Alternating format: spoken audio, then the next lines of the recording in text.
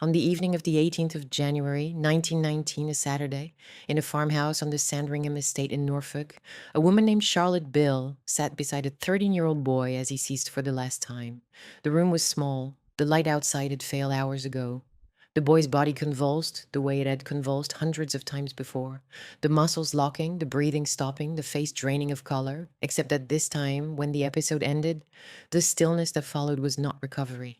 It was death. She was his nanny. She was also the only person in the room, not his mother, not his father, not any of the 5 siblings whose lives were unfolding in drawing rooms and officers' messes and royal palaces across the country. The king and queen of the United Kingdom were a few minutes' drive away, in the main house of the same estate, and they would come when they were telephoned. But the boy died in a farmhouse, attended by a servant, in a household the public did not know existed. His name was Prince John. He was the youngest son of George III and Queen Mary. He had been fifth in line to the throne, and for the last years of his short life, the most powerful family in Britain had moved him, quietly and permanently, to the edge of their own estate. Close enough to remain technically inside the family, far enough to be invisible to everyone outside it. This is the story of the child the palace pretended did not exist. It is the story of a dynasty that chose silence over honesty, management over inclusion, an image over the boy who could not be made to fit it. And it begins not with a death, but with an estate, a marriage, and an idea of monarchy that made the silence feel like duty. That moment at Wood Farm, that cold room, that stillness, that child who was still technically fifth in line to the throne, was not the beginning. It was the end of something that had been built, brick by quiet brick, across 14 years of managed disappearance. And to understand how a royal family could construct a life for one of its own children in which death arrived not as catastrophe, but almost as administrative resolution, you have to go back further than the farmhouse, further than the diagnosis, further than the first seizure. You have to go back to the estate itself, to the marriage that made the family, to the idea of monarchy that made the silence feel not cruel but necessary. This is the story of a dynasty that sold the British public an image of health, duty, and domestic order so completely that it could not afford a single child who disrupted the picture. It is the story of a boy named Johnny and the people who loved him, and the system that moved him, room by room, house by house, out of the frame. To understand what happened to Prince John, you have to understand Sandringham, not the name on a map or a line in a court circular. The place as a machine.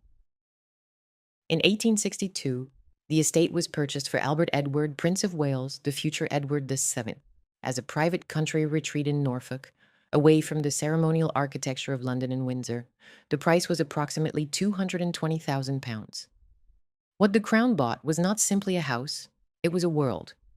Over the following decades, Sandringham expanded to encompass roughly 20,000 acres of farmland, forest, tenanted villages, cottages, stables, gardens, outbuildings, shooting grounds, and a private railway station at Wolferton, where royal arrivals could be managed without public theater. The estate employed hundreds. It generated its own rhythms, the shooting calendar, the harvest, the rotation of tenants and workers, the seasonal movement of the family between London and Norfolk. Sandringham was not a palace in the metropolitan sense.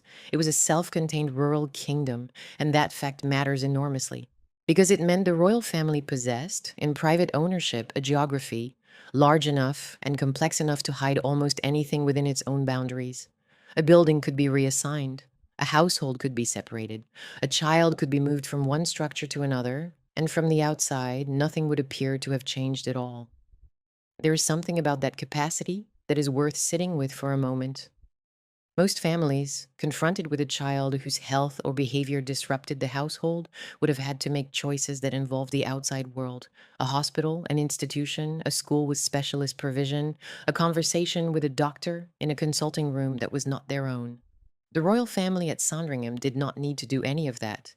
The estate contained everything, the privacy was total. And the question that runs through this entire story, from beginning to end, is whether that privacy was a kindness or a trap. The answer, of course, is that it was both. That is what makes the story so difficult to hold in a single moral frame. The same geography that would later confine John to a farmhouse on the edge of the estate also meant he was never sent to the kind of grim Edwardian institution, where children with epilepsy and developmental difficulty often ended their lives. He stayed on royal land in a house with a garden under the care of a woman who loved him. And he was also, by any honest measure, erased from the family's visible life. Sandringham made both of those things possible at once. Edward VII's Sandringham had been a pleasure house. He used it for entertaining, shooting, and the kind of expansive, socially theatrical life that defined his long tenure as Prince of Wales. Decades of waiting for a crown his mother would not relinquish, filled with dinners, mistresses, horse racing, and the easy warmth of a man who liked to be liked. When his son George inherited the estate's orbit, the atmosphere changed so completely that the house might as well have been rebuilt from the foundations. George Frederick Ernest Albert, born on the 3rd of June, 1865, had not been raised to reign. He was the second son. His elder brother, Prince Albert Victor, Duke of Clarence, had been the heir, the one groomed for succession, the one whose early death in January 1892 rearranged everything. George had been trained for the Navy. He was a man of routine, discipline, hierarchy, and a certain emotional narrowness that later biographers would describe with varying degrees of sympathy. He was not unkind. He could be warm with intimates, and his later letters show flashes of genuine feeling. But he was a man who understood the world through structure, and who seems to have believed, with the deep conviction of someone formed by naval service and royal expectation, that order was itself a form of love. A household that ran properly was a household that cared for its members. A child who followed the timetable was a child who was being raised well. Disorder was not merely inconvenient, it was a kind of moral failure. That belief would shape everything that followed. It would shape the nursery. It would shape his response to his children's vulnerabilities. And it would shape, with a quiet and devastating finality, the decision about what to do with a son who could not be ordered into health. His marriage to Princess Victoria Mary of Teck, known as May, later as Queen Mary, took place on the 6th of July, 1893, at the Chapel Royal, St. James's Palace. It was not the marriage she had first expected. Mary had been engaged to George's brother Albert Victor. When Albert Victor died, the dynastic logic simply transferred. She married the next son. That biographical detail is often presented as a curiosity, a footnote about Victorian pragmatism, but it matters far more than that. It placed Mary, from the very first day of her married life, inside a system where personal feeling was subordinate to institutional need. She had already been reassigned once, passed from one prince to another as smoothly as a title passing through a line of succession. The lesson was clear. The dynasty's requirements came first. What you wanted, what you felt, what you might have chosen for yourself, those were secondary considerations. In a world where even a fiancé could be redistributed, that lesson would not soften with time. It would harden into a governing principle. Mary was born on the 26th of May, 1867, into a branch of the European royal network that carried title but not great wealth. She had known what it was to live inside the expectations of rank without the cushion of fortune. She was intelligent, formidably organized, deeply conscious of her position, and almost constitutionally unable to let private feeling override public composure. Her diary would later record moments of raw emotion and grief, shock, a kind of exhausted tenderness, but always in language so controlled that even her private writing reads like a dispatch from someone who has trained herself never to be caught off guard. She was the most psychologically complex figure in the family and the hardest to judge because her failures were inseparable from her discipline, and her discipline was the thing that kept the institution standing. When the question arose of what to do with a child who could not be made to fit the institution's image, Mary's entire adult formation pointed toward one answer: manage it quietly, contain it within the private sphere, do not let it disturb the surface that the public sees. George and Mary established their domestic life at York Cottage, a modest house on the Sandringham estate that had been a wedding gift. The setting is psychologically revealing in ways that the family itself probably never recognized. York Cottage was not grand. Later visitors and biographers remarked on its cramped rooms, its suburban quality, its lack of the aristocratic sweep one might expect from a future king's residence. The rooms were small, the corridors were narrow, the style was closer to a prosperous country doctor's house than to anything in the line of royal architecture. But George loved it, precisely because it was orderly and contained. He could control it, he could know where everything was. The household ran on timetables. Meals were punctual. The nursery operated under staff supervision, with military regularity. Bells rang at the correct hours. The children, when they came, were fitted into that routine like components of a functioning mechanism. Fed, dressed, paraded for inspection, returned to the nursery, supervised, corrected. There was love inside those walls, but the love was filtered through a system that valued compliance above expression and presentation above feeling. The nursery at York Cottage was not a place where chaos was tolerated. It was not a place where difference was easily absorbed. And it was the place where all six of George and Mary's children entered the world. So you have to understand what the nursery meant in that world, because the nursery is where the story's emotional logic takes root. In upper class and royal British households of this period, children did not grow up in their parents' daily company. They grew up in the nursery under the governance of staff, a head nanny, a nursery maid, sometimes an under nurse, all operating within a hierarchy as rigid as the household itself. The parents visited, they inspected, they appeared at appointed hours for a carefully managed interval of familial warmth, and then they withdrew, and the children went back to the staff who actually raised them. This was not considered neglect, it was considered correct. The emotional consequence, though, was that the deepest bond a royal child formed in the first years of life was almost always with a servant, not a parent. For children who moved on into school and public life, that early attachment gradually gave way to other relationships, other structures, other loyalties. For a child who never moved on, and a child who remained in the nursery long after his siblings had left it, the nanny did not recede. She became everything. And in a family where the parents were already at one remove from daily intimacy, the transfer of emotional primacy from parent to nanny could happen so quietly that no one quite noticed the moment when the child stopped looking for his mother and started looking for Lala. The broader context sharpened everything. George Fee's reign opened amid constitutional crisis over the power of the House of Lords, moved through the imperial pageantry of the Delhi Durbar in 1911, and then plunged into the catastrophe of the Great War. In 1917, under relentless anti-German wartime pressure, the royal house formally rebranded itself from Saxe-Coburg-Gotha to Windsor. That single act is central to the argument of this story. It was not merely a name change. It was a declaration that monarchy was, at its foundation, a performance, and that the performance could be revised when survival demanded it. Names could be changed, identities could be rewritten, public presentation could be altered to meet the moment, and if a dynasty could change its own name to protect its legitimacy, it could certainly change the arrangements around one small boy to protect its image of hereditary soundness.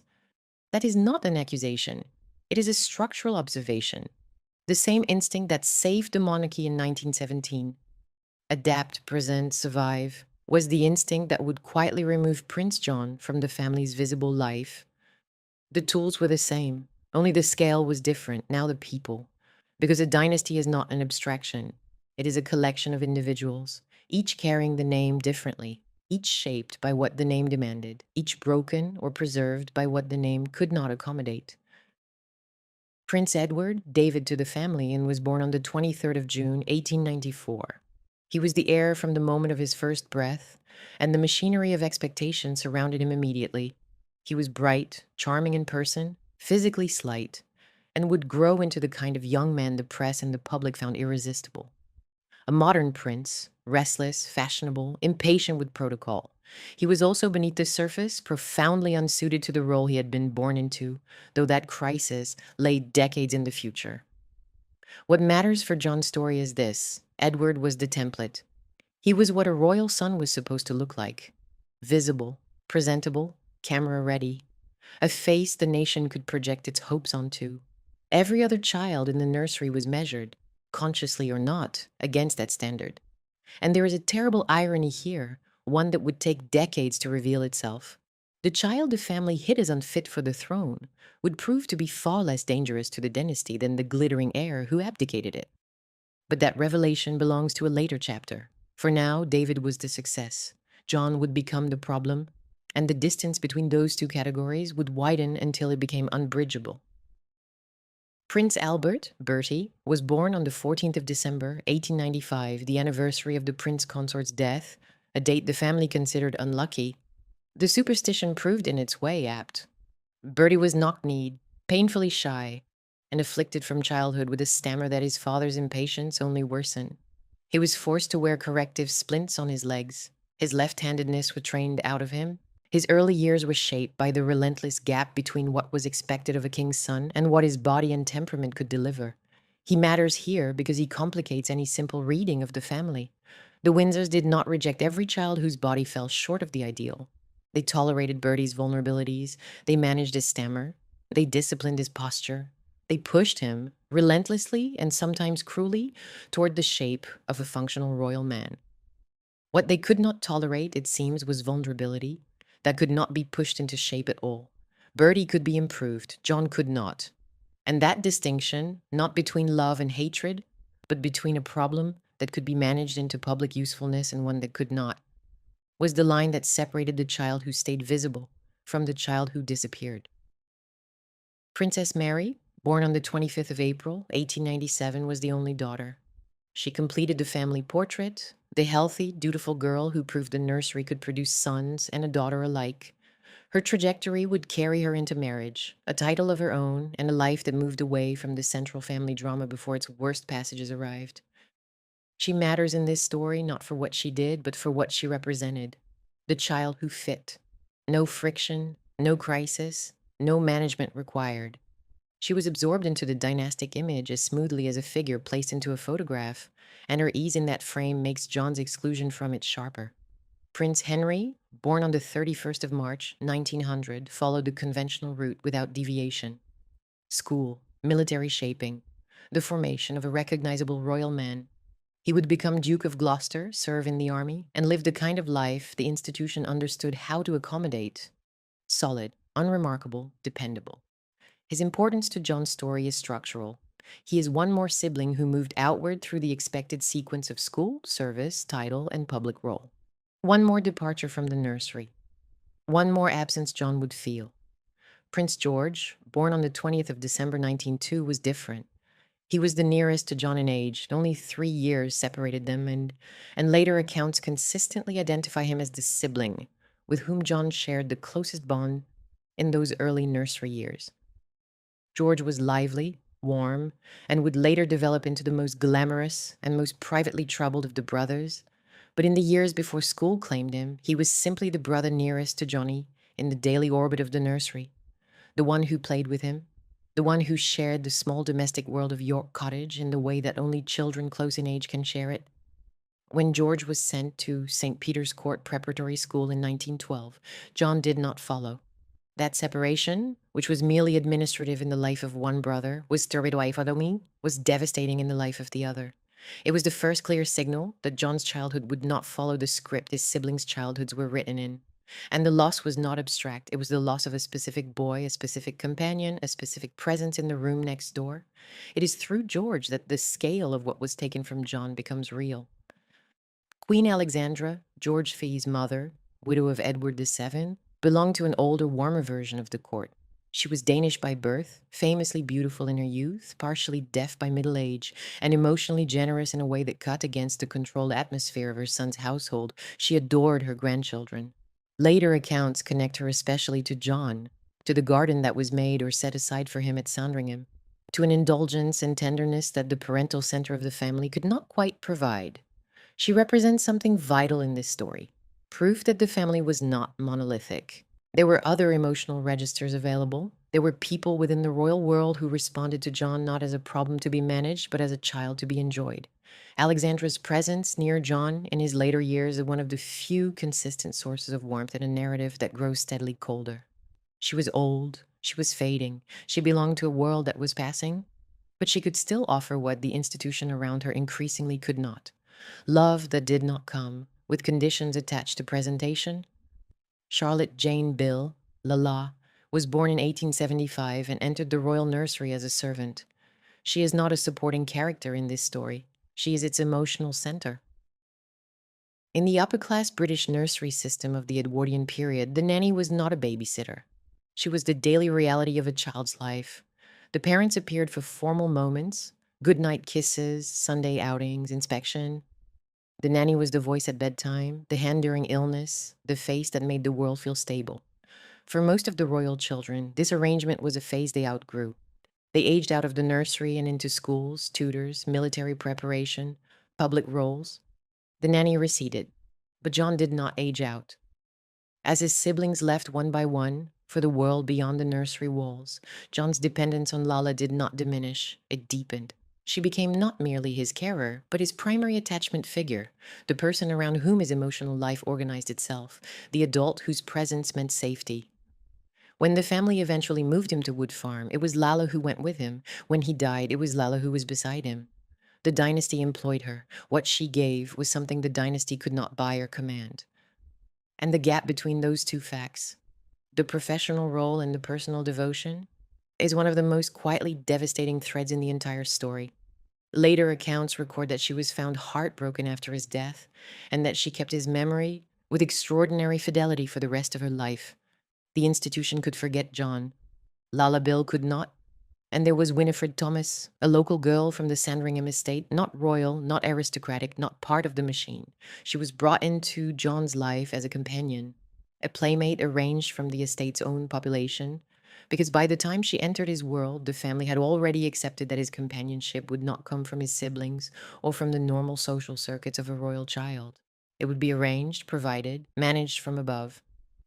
Queen Mary seems to have been the one who organized these practical compensations, a detail that complicates the cold portrait often drawn of her.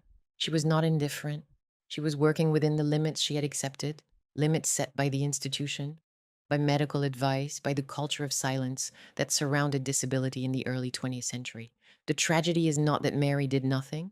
The tragedy is that what she did was never enough to replace what had been taken away. Winifred could be a friend. She could not be a brother. She could not be a family. By 1910, the public image was fixed. George V had ascended the throne on the 6th of May, following the death of Edward VII. The coronation the following year presented to the nation exactly what the monarchy needed the nation to see: a strong king, a composed queen, and a line of healthy children stretching into the future. The photographs from those years show 6 children arranged in careful formation, the boys in sailor suits or Highland dress, Mary in white, the parents upright and formal, the dynasty renewed and steady. John is there. He is in those photographs. He is in the Royal Collection's family portrait. He is recorded by the National Portrait Gallery as a sitter in 29 portraits. That fact cannot be stated too clearly, because the later mythology of the lost prince depends upon his total absence, and the photographs disprove it. He was included. He was dressed and positioned and presented as part of the family frame. He was not hidden from birth. He was hidden later when hiding became necessary. And the difference between those two facts is the difference between a dynasty that never wanted a child and a dynasty that wanted him until he became something the public image could not contain. The early years at York Cottage held a kind of completeness. The nursery functioned, the children grew, the estate turned through its seasonal rhythms, the shooting parties in autumn, the big house at Christmas, the movement between Norfolk and London and Balmoral. Trains arrived at Wolferton Station carrying guests, officials, relatives. The children were dressed for occasions, christenings, family gatherings at the big house. The appearance on the Sandringham church steps that the estate workers and local press had come to expect. In the nursery itself, the days followed a pattern that barely varied. Breakfast, the morning walk, lessons for the older children, the afternoon in the garden or the grounds, tea bath, bed. George Fee's visits to the nursery were reportedly brief and often tense. He was a man who expressed affection through teasing that could shade into sharpness, and his children's later accounts suggest the visits were endured as much as enjoyed. Mary's visits were calmer, but no less formal. The real warmth of the nursery belonged to the staff, and above all to Lala. That is the private reality behind the public photographs. A family in which the emotional temperature of the children's daily lives was set not by the king and queen, but by the servants who dressed them, fed them, and heard them cry at night. John was part of it. He was reportedly a lively child, mischievous, given to laughter, slower perhaps than his siblings in certain milestones, but not yet defined by what was coming. He was Johnny, the youngest, the one the grandmother spoiled. The one Lala dressed each morning and put to bed each night, the one who made the other children laugh. He belonged. That belonging was real, and the cruelty of what came next lends only if you first understand how ordinary his place in the family once looked. And then, around the age of 4, the seizures began. The precise onset is not documented with the clarity a modern researcher might want, because the royal household's medical records are not publicly accessible at that level of detail. What is known is that John developed epilepsy, that the episodes grew more severe over time, and that alongside the seizures there were developmental concerns, difficulties with speech, with learning, with the kind of steady cognitive progress the family expected. Later dramatization have sometimes expanded the diagnosis further, adding an autism spectrum reading or a broader intellectual disability framework. The historically defensible ground is epilepsy, increasing seizure severity, and developmental difficulties that made his education uncertain and his public presentation unreliable. The tragedy does not need more than that. A child seizing in the nursery of a king who believed order was love, a boy who could not be trained into the shape of a functioning royal son, a dynasty that understood, with growing certainty, that the youngest child in the photograph would not be able to stay in the photograph much longer. That knowledge entered the household the way knowledge always enters households built on denial, slowly, indirectly, through the language of management rather than the language of grief. No one announced that John was being removed from the family. What happened was subtler. His appearances at public events grew less frequent. His name appeared less often in the arrangements. The other children moved outward, toward school, toward tutors, toward the beginnings of their public lives, and John remained, not dramatically abandoned, just increasingly stationary in a family that was built to move. The same monarchy that would in 1917 change its own name from Saxe-Coburg-Gotha to Windsor to survive the pressures of war was already practicing a smaller, quieter version of the same survival instinct with its youngest child. Not resolution, not honesty, controlled presentation, the adjustment of the visible to protect the viable. The family still looked magnificent.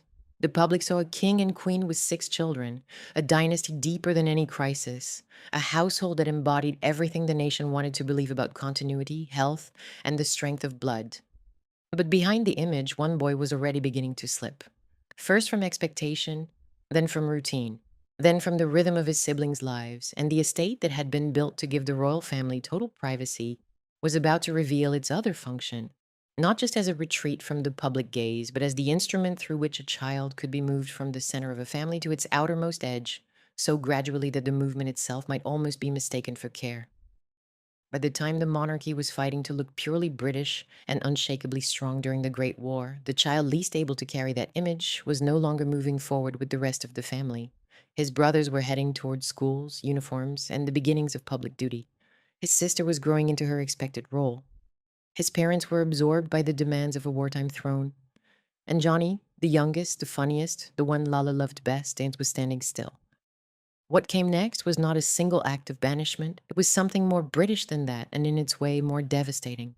It was the slow, careful, almost invisible construction of a separate life, built for a child the dynasty could no longer afford to show. If this story has you as captivated as I think it has, do subscribe. What happened next to this family is something the public never knew, and we're only just beginning. There is a version of this story in which the years between 1905 and 1912 are told as a golden age, and in some ways that version is not wrong. The family was complete. The monarchy was secure. The estate was functioning at its fullest capacity, and inside the private world of Sandringham, 6 children moved through the rhythms of a royal childhood that from the outside looked like the best advertisement the institution could have designed for itself. But the best years of this family were never uncomplicated, and the narrative that reduces them to lost paradise before the fall misses the darker textures that were already present, woven into the routine itself. What the public saw in the years before the Great War was a model of dynastic abundance. George V and Queen Mary at the center, formal and unyielding, surrounded by children who appeared at christenings, at Sandringham Church on Sundays, in the carefully circulated photographs that newspapers and postcards carried across the country. The monarchy under George V projected a very specific image. Not glamour, not intellectual distinction, not even warmth, but solidity, dependability, the reassurance that the bloodline was deep and the succession secure. Edward was already being shaped as the public face of the next generation, paraded at events, photographed in miniature naval uniforms, given the kind of early visibility that told the nation the future was in safe hands. Behind him stood Bertie, quieter, less comfortable, already struggling with the stammer that made public occasions an ordeal. Behind Bertie stood Mary, Henry, George, and John, each one another proof that the dynasty could produce, that the blood was fertile, that the house was full. Sandringham at Christmas was the centerpiece of this image. Every year, the family gathered at the big house for what had become, under Edward VII and now under George V, one of the most important private rituals of the British monarchy. It was not a public event. No cameras were officially admitted. But the gathering itself was part of the mythology. The royal family at home around the tree, exchanging gifts, attending church, walking the grounds, the children brought out in their best clothes. The Sandringham Christmas was the domestic monarchy performing domesticity for itself, and through the reports that filtered outward for the nation. It was also, in practical terms, one of the few annual moments when the entire family was reliably in the same building. The rest of the year, the household fractured along the lines of duty. The king in London, the children distributed between nurseries, schoolrooms, and the homes of tutors. Christmas brought them together. For John, in the early years, that togetherness was still available without qualification. He was there, he was part of it. He sat where the other children sat and received what the other children received. That would not always be the case. The social world surrounding the family operated on its own elaborate machinery. The court circular recorded the official movements of the royal household, audiences granted, visits made, functions attended. Debrets tracked the social standing of every family that orbited the crown. The season, Ascot, Henley, cows, the Chelsea Flower Show, the great London dinners provided the calendar around which upper-class British life organized itself, and proximity to the royal family was the currency that determined who was invited and who was not. George V had little patience for the social theater his father had relished, but the machinery ground on it regardless. The monarchy existed inside a web of obligation, presentation, and reciprocal visibility, and the children were part of that web from the moment they could be dressed and displayed. What mattered was not whether a child enjoyed the ritual. What mattered was that the child could perform it, could stand still, could be photographed, could behave in a way that did not attract the wrong kind of attention. That standard, which barely needed to be articulated because it was so deeply embedded in the culture, was the standard against which every royal child was measured. And it was the standard that John gradually could not meet. But not yet. In the years between his birth in 1905 and the first clear signs of divergence around 1909 or 1910, John occupied the same world as his siblings. The nursery at York Cottage, the walks on the estate, the visits to Queen Alexandra at the big house, where the old queen, and she was still technically queen consort until 1910, then queen mother, spoiled her grandchildren with an indulgence that George V found excessive and could not prevent. Alexandra's Sandringham was a warmer, more chaotic place than her son's. She kept animals. She filled rooms with flowers. She moved through the estate with a generosity of spirit that cut against the military timetable George had imposed on his household. For John, those visits mattered. They offered a version of royal life in which pleasure was not earned through performance, but simply given. Later, when almost every other door in the family had closed to him, Alexandra's affection would remain one of the few that did not come with conditions. John in those years was, by the accounts that survive, a child who drew people toward him. He was called mischievous. He was called amusing. He had a quality, difficult to name precisely from the distance of a century, that made the people around him want to laugh, want to engage, want to stay in his company. Lala Bill, who had seen all 6 children through the nursery, seems to have responded to him with a particular tenderness that went beyond professional duty. The other staff on the estate knew him and liked him. He was not a withdrawn child. He was not a difficult child in the early years. He was, by every indication, a boy who was easy to love and who loved easily in return. That matters because the later story depends on understanding what was lost.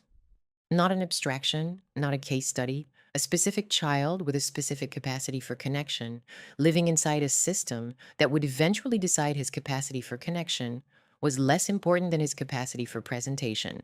The physical world of those years should be felt. Sandringham in summer was green, expansive, the kind of Norfolk landscape where fields ran to the horizon and the sky seemed to occupy more space than the land. In winter, it was flat, cold, wind-scored, the trees stripped bare, and the light failing by 4 in the afternoon. The children moved through this landscape as part of its fabric, walking with the keepers, watching the shoots, playing in the walled gardens, feeding the animals that the estate maintained. For John, the outdoor world of Sandringham would become, in time, the only world he had. But in the early years, it was simply part of the larger whole. The house, the garden, the nursery, the church, the big house where the grandparents lived, the brothers and the sister, the meals, the rhythms, the sense of belonging to something vast and permanent. That sense of permanence was an illusion, but it was an illusion the boy lived inside, and while it lasted, it held. The happiness of those years was real. it was also in structural terms, the foundation on which the later tragedy was built. Because the family's investment in the image of health, order, and abundance meant that any deviation from that image carried a cost that was not merely social, but existential. The monarchy under George V was not simply a family that happened to be royal. It was a family whose right to exist in its current form depended on the public's belief in the soundness of the line. A child with seizures did not merely embarrass that belief, he endangered it. And the longer John was included in the public image, the more dangerous his eventual exclusion would feel. Not because the family had been dishonest, but because the public had been allowed to see a version of the family that could not be sustained. The cracks appeared first in the domestic routine, in ways that were invisible to anyone outside the nursery walls. John's seizures, which had begun around the age of 4, were growing more frequent and more severe. The episodes were not subtle. Epileptic seizures in a young child are violent, frightening, and impossible to conceal from anyone in the same room. The body convulses, the breathing changes, the child may lose consciousness, may cry out, may injure himself in the fall. The aftermath is exhaustion, confusion, sometimes hours of recovery before the child returns to anything resembling normal function. In 1910, the medical understanding of epilepsy was limited. The available treatments were crude, bromides primarily, which could reduce seizure frequency but carried their own side effects and offered no cure. The social understanding was worse. Epilepsy in the Edwardian period carried a stigma that went far beyond medical concern. It was associated, in the popular imagination and even in parts of the medical establishment, with hereditary degeneration, with mental deficiency, with a kind of constitutional unsoundness that reflected not just on the individual but on the bloodline. For a royal family whose entire legitimacy rested on the premise that the blood was sound, a child with epilepsy was not merely a medical problem, he was a philosophical one. The other children would have witnessed the seizures, or at least been aware of them, the sudden commotion, the staff rushing, the hushed conversations afterward, the brother who was carried away and then returned, dazed, to a quieter version of his former self. How much the siblings understood varied by age and temperament. Edward, by this time already moving toward his teenage years, was old enough to grasp the implications. Bertie, anxious and sensitive, would have absorbed the atmosphere of crisis without necessarily understanding its medical dimensions. George, the closest in age, would have felt the change most intimately. The brother he played with becoming, episode by episode, a brother who needed to be handled differently, watched more carefully, kept from certain excitements in certain rooms. Charlotte Bill, who managed the nursery through all of this, later remarked that the attacks had become so frequent and so distressing that the staff dared not let John be with his siblings unsupervised. That single reported detail opens a window into what daily life had become. A household in which one child's presence in a room was now a source of anxiety rather than pleasure, not because anyone had stopped loving him, but because his body had become unpredictable in ways that frightened everyone around him. The schooling decision crystallized the divergence. In 1912, Prince George was sent to St. Peter's Court, a preparatory school that would feed into the naval colleges and public schools that shaped upper-class British boys into recognizable versions of their fathers. The following year, it became clear that John would not be joining him. The reasons were never publicly announced. They did not need to be. In the private calculations of the royal household, the conclusion was simple. John could not be sent to a school where his seizures might occur in front of other boys, other parents, other families whose discretion could not be guaranteed. A seizure in the nursery at York Cottage was a private medical event managed by trusted staff. A seizure in a school dining hall was a potential scandal. A piece of information that would pass from boy to parent to drawing room to newspaper column with the speed that only British social gossip could achieve. The family chose not to take that risk. And in making that choice, they made a second, larger one. John's world would not expand. It would contract. That contraction began quietly. A tutor was arranged. Lessons took place at home. The vocabulary shifted from not yet ready to better suited to individual instruction, to the unspoken acknowledgement that the boy was not going to follow his brothers into any recognizable version of a royal education. The public knew nothing. The press, operating under the deference that still governed royal coverage in the years before and during the war, asked no questions. The court circular continued to present the family as a unit, but inside the household, the arithmetic had changed. There were now two categories of royal child: those who were being prepared for public life, and one who was not. The line between those categories, once it was drawn, would only deepen. There is something about administrative decisions that makes them harder to grieve than dramatic ones. No one told John he was being sent away. No one sat him down and explained that his life would now be different from his brothers' lives. What happened was a series of arrangements, each one reasonable in isolation, each one removing another piece of the world he had known. The school that was not attended, the public event from which he was quietly absent, the family photograph in which he no longer appeared, the sibling who left for term and came back speaking of a world John had never entered. Each subtraction was small. Together they amounted to the disassembly of a childhood. The First World War accelerated everything. George V and Queen Mary were consumed by the demands of a wartime monarchy: hospital visits, factory tours, the relentless public performance of national resolve.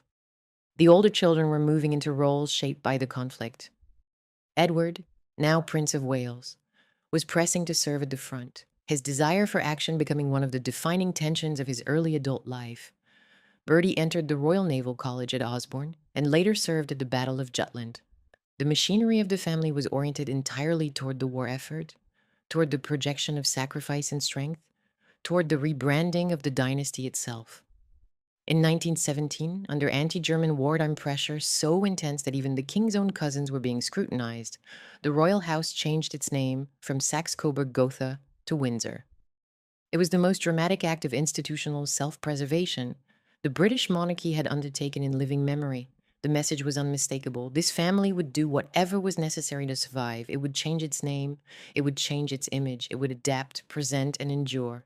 And if survival required moving a sick child out of the visible household and into a quieter arrangement on the far side of the estate, that too could be absorbed into the logic of necessity. The move to Wood Farm was the first fracture, not a hairline crack, not a private worry. The structural break that separated John's life from his family's life in a way that could not be undone.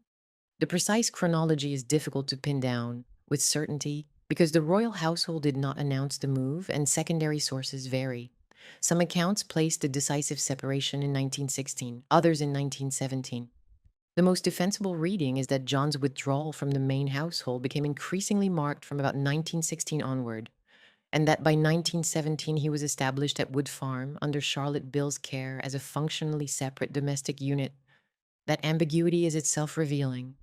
It suggests the move was not a single dramatic act, not a carriage pulling away while the family watched from the steps of the big house. It was a process, a phased retreat, the child spending more nights at the farmhouse than most nights, than all nights, the visits to the main household becoming less frequent, then occasional, then exceptional, the family adjusting to his absence, the way families adjust to all absences that happen gradually.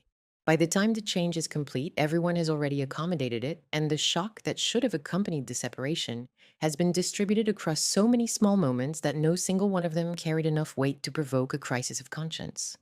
Wood Farm itself was not a prison. That distinction matters, and the story loses its moral complexity if it is abandoned. Wood Farm was a farmhouse on the Sandringham estate. Modest domestic set among the fields and gardens that made up the private royal landscape. It was a low, solid building, the kind of Norfolk farmhouse that had been standing for generations before the royal family purchased the surrounding land. It had none of the institutional grimness that characterized the asylums and colonies where many epileptic children of that era were confined. The locked wards, the bare rooms, the regimented routines designed for management rather than care. Those institutions existed across Britain in their hundreds, and the children sent to them often lived out their entire lives within their walls, forgotten by families who had been told by doctors and by social convention alike that forgetting was the kindest thing they could do. John was not sent to such a place. He was not handed over to strangers. He was moved to a building within the family's own world, staffed by the woman who loved him most, surrounded by the Norfolk countryside he had always known. He had a garden where he could walk and play. He had the open fields of the estate stretching away from his door. He had in time local children brought in as companions, and the domestic animals that had always been part of Sandringham's rural life. In the language of the period, the arrangement was humane, even progressive, by the standards of what was available to families dealing with severe epilepsy and developmental difficulty in 1917. The family had the resources to create a bespoke solution, and they used them. That is the defense, and it is not without merit. But the defense does not survive contact with the fuller picture, because Wood Farm was also, in every structural sense, a mechanism of disappearance. John was no longer part of the main household's daily life. He did not eat with his family. He did not sleep under the same roof.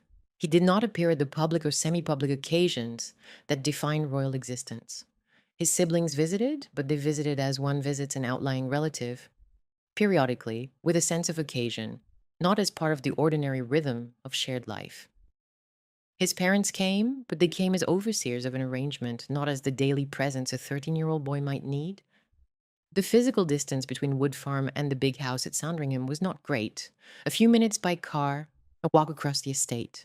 But the social and emotional distance was immense because the move had reclassified John within the family's own internal hierarchy.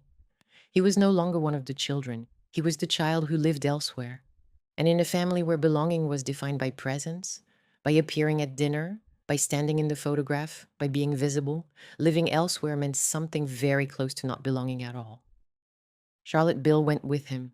That single fact is the emotional anchor of the entire separation. Lala did not stay at the big house and visit. She moved to Wood Farm. She lived there. She made John's meals, managed his routines, sat with him during seizures, walked with him in the garden, and became, in the fullest sense of the word, his household. The dynasty had outsourced John's daily existence to a servant, and the servant had accepted the assignment not as employment, but as devotion. Later accounts describe her faithfulness in terms that border on the sacred. She stayed. She did not complain. She did not leave. She absorbed the role that the parents had relinquished, and she carried it with a constancy that the institution itself could not match. There is no way to tell this story honestly without acknowledging that the person who loved John most consistently, most physically, most daily, was not his mother or his father, but the woman the household paid to care for him. That is not an accusation against George and Mary. It is an observation about what happens when a system built on delegation encounters a child who needs more than delegation can provide. The immediate consequences of the move rippled through every relationship in the family, though they rippled differently for each person. For Queen Mary, the separation seems to have confirmed a pattern she had already accepted. John's life would be managed at a distance, with practical arrangements substituting for the kind of daily maternal involvement that the institution had never asked of her, and that her temperament may not have been equipped to provide. She continued to organize. She arranged for Winifred Thomas, the local girl, to be brought in as a playmate, a practical solution that was both compassionate and deeply revealing. The fact that John's companionship now had to be arranged, sourced from the estate's own population, rather than arising naturally from the rhythms of family life, said everything about how completely his social world had collapsed. Winifred was not royal. She was not from the nursery.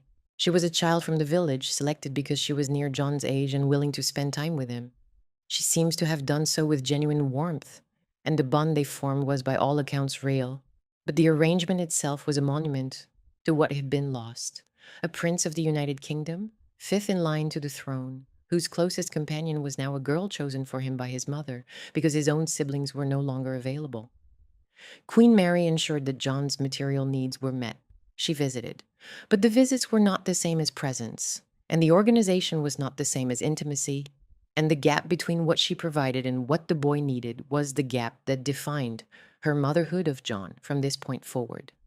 For George V, the distance was less complicated because George had always been distant. He loved his children in the way he understood love, through structure, through provision, through the expectation that things would be done properly. John's removal to Wood Farm did not require him to change. It simply formalized an absence that had been growing for years. The king had a war to manage, a dynasty to rebrand, and a nation to hold together. The youngest son, the one who could not stand still for a photograph or be trusted not to seize during a public appearance, was being cared for. The arrangement was orderly. The staff was competent. The reports were satisfactory. For a man who had spent his adult life equating order with love, the fact that the arrangement functioned was its own form of reassurance. Whether functioning was the same as fathering is a question George V seems never to have asked himself, and one that the people around him were not positioned to raise. For the siblings, the separation produced varying degrees of visible response, most of which are poorly documented. Edward was by now absorbed in his own trajectory. The heir's war, the heir's restlessness, the heir's growing tension with his father's formality. Bertie was forming into the anxious, dutiful figure who would later carry the weight of an abdication he never sought. Mary was moving toward her own marriage and public role. Henry continued along the military path that would define his adult life. George, the brother closest to John, is the one whose loss deserves the most careful attention, because George was the sibling who had shared John's daily world most recently and most intimately. The nursery they had occupied together was now a memory. The brother who had been across the hall was now across the estate. Later in life, George would develop his own troubled relationship with the pressures of royal existence, a relationship that included dependencies and entanglements the palace fought to conceal. Whether any of that later turbulence connected, even distantly, to the early experience of watching a beloved sibling disappear from his life is a question the historical record cannot answer. But the shape of the loss is clear. George lost a brother not to death, but to reclassification. And the family treated that reclassification as though it were simply the way things had to be. Queen Alexandra remained a softening presence. She visited John at Wood Farm and continued to provide the garden, the warmth, the indulgent grandmother's energy that the parental household could not or would not supply. Her Sandringham was still the older, more generous version of the estate, the one where pleasure did not have to be earned, and children did not have to perform to deserve attention. She was growing older, her deafness was worsening, her influence within the family was fading as George and Mary's household tightened its grip on the institution. But for John, she remained one of the few figures who seemed to exist outside the logic of managed disappearance. She came because she wanted to, she stayed because she enjoyed him. And in a world where almost every other relationship had been reorganized around his illness, that simplicity was extraordinary. The public still knew almost nothing. The press did not report on John's living arrangements. The court circular did not note his absence. The family photographs that circulated showed the children the public was meant to see, and the child who had been moved to Wood Farm was simply no longer in the frame. That silence was not the result of a single decision or a deliberate cover-up. It was the natural product of a system in which royal privacy was absolute, press deference was assumed, and the boundary between what the nation was told and what actually happened inside the household was maintained by convention rather than conspiracy. No one needed to order the newspapers not to write about John. The newspapers did not know there was anything to write. And even if they had known, the culture of the period would have made publication unthinkable. One did not write about the health of the king's children. One simply did not. The family had solved his problem. John was cared for. He was comfortable. He was loved in the limited and mediated ways the system allowed. He was also gone, not dead, not disowned, just no longer part of the household that mattered, the household that the public saw, the household that carried the name forward. Wood Farm was presented to whoever needed presenting to as a therapeutic arrangement, a place where the country air and the quiet routine would be good for the boy, where his seizures could be managed without distressing the other children, where he could live a simpler, calmer version of a royal life. And all of that was true. But it was also true that the little house on the edge of the estate was the place where the dynasty had put the child it could not show. And once you understand the logic of that place, the kindness and the erasure braided together so tightly that they become indistinguishable, it becomes impossible not to see the darker truth that no one in the family in 1917 was prepared to say aloud. The farmhouse that was meant to protect him would also be the last address of his short life. He would not leave it. He would not return to the main house except as a visitor. And the arrangement that everyone called temporary had already, without anyone quite admitting it, become permanent. What did permanence look like? From the inside, it looked like a farmhouse in winter and a garden in summer. It looked like the same woman's face every morning and the same rooms every night. It looked like walks on the estate paths that never led anywhere new, and meals at a table set for a household so small it barely qualified as one. It looked like the Norfolk sky, enormous and indifferent, pressing down on a landscape that John knew in its entirety, every hedge, every gate, every turn in the path between Wood Farm and the places he was still permitted to go. For a child of 11, then 12, then 13, the world available to Prince John in the years between his effective removal and his death could be measured not in miles, but in acres, a few hundred at most. The perimeter of his freedom was the perimeter of the estate's tolerance, and it shrank as his seizures worsened, as the medical advice grew more cautious, as the family's willingness to include him in anything beyond the most private domestic moments contracted to almost nothing. But the life inside that perimeter was not empty. That is what makes this section of the story so resistant to simple moral judgment. At Wood Farm, John had Charlotte Bill.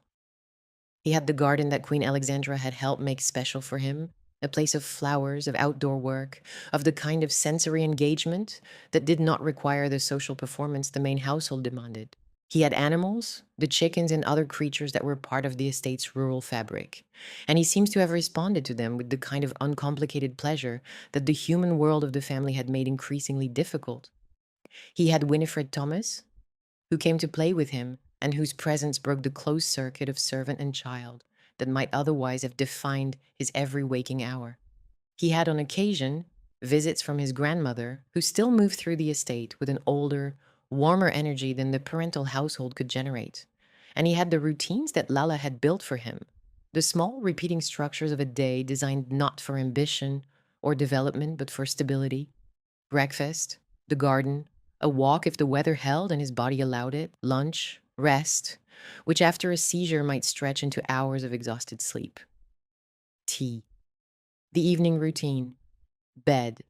The same shape, day after day, because sameness was what his condition required, and because the world outside the sameness had already decided it did not have room for him. The garden deserves its own attention, because it was the place where John's life at Wood Farm came closest to something that could be called happiness.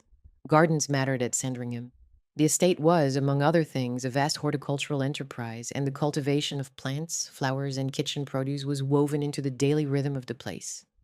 Queen Alexandra had always been passionate about gardens, and her involvement in creating or enhancing a garden space for John at Wood Farm was an act of love expressed in the language she knew best, not through conversation, which her increasing deafness made difficult, and not through institutional intervention, which her diminishing influence made impossible, but through the physical arrangement of a space where the boy could be outside, could work with his hands, could experience the satisfaction of tending something that grew. John in the Garden is one of the few images from these years that does not carry the weight of institutional failure. He was a boy with dirt on his hands, absorbed in something real. The garden could not give him back his family, but it could give him a few hours in which the absence of everything else was not the defining fact of his existence. Winifred Thomas occupied a particular place in the architecture of John's reduced world. She was a girl from the Sandringham estate, not a servant, not a relative, not a therapeutic professional in any modern sense. She was a companion, arranged from above, whose job was simply to be present with the prince. The class dimension of that arrangement is striking and should not be smoothed over.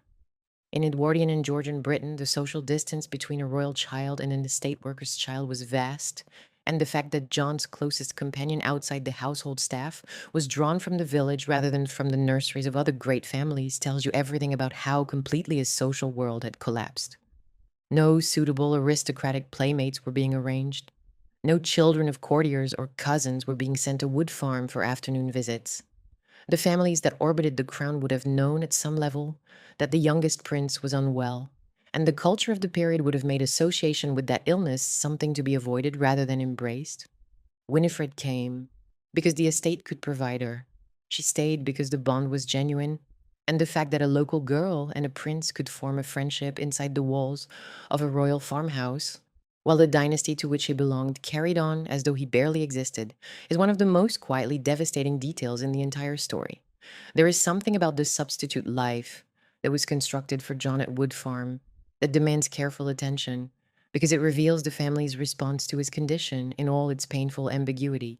Queen Mary, the woman most often cast as the cold architect of John's exile, was also the woman who arranged his companionship, who ensured his material comfort, who visited, and who seems to have understood, at least in practical terms, that the boy needed more than medical management.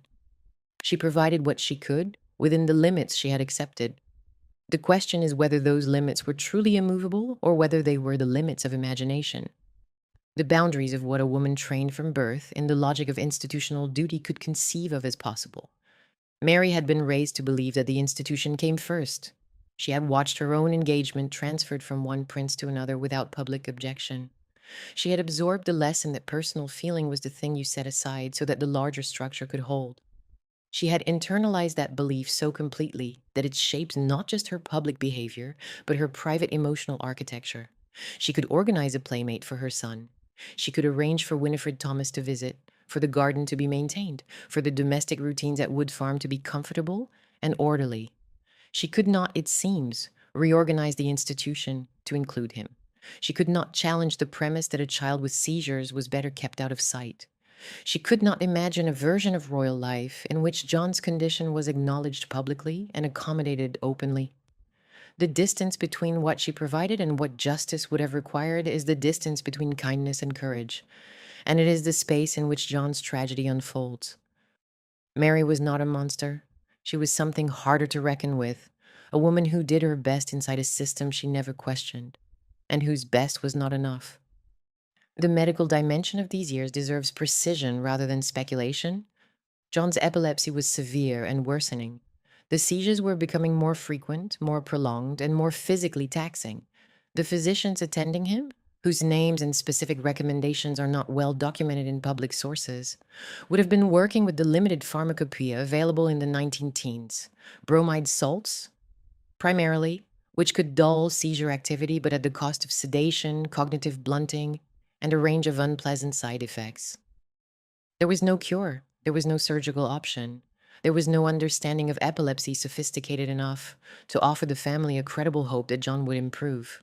What the doctors could say, and what later accounts suggest they did say, was that the boy was unlikely to reach adulthood. That prognosis, delivered into a household already structured around the management of his condition, would have landed not as a revelation but as a confirmation. The family had been living as though John's situation were permanent. The medical opinion simply made the permanence official. And with that officialness came a subtle but devastating shift in the emotional register of his care. When a child is expected to recover, the sacrifices made on his behalf feel like investments. When a child is expected to die, the same sacrifices begin to feel like obligations.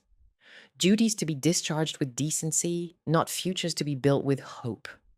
Whether the family experienced that shift consciously is unknowable, but the texture of John's final years at Wood Farm suggests a household maintained with competence and affection, but without expectation. No one was planning for what came next because no one believed there would be a next.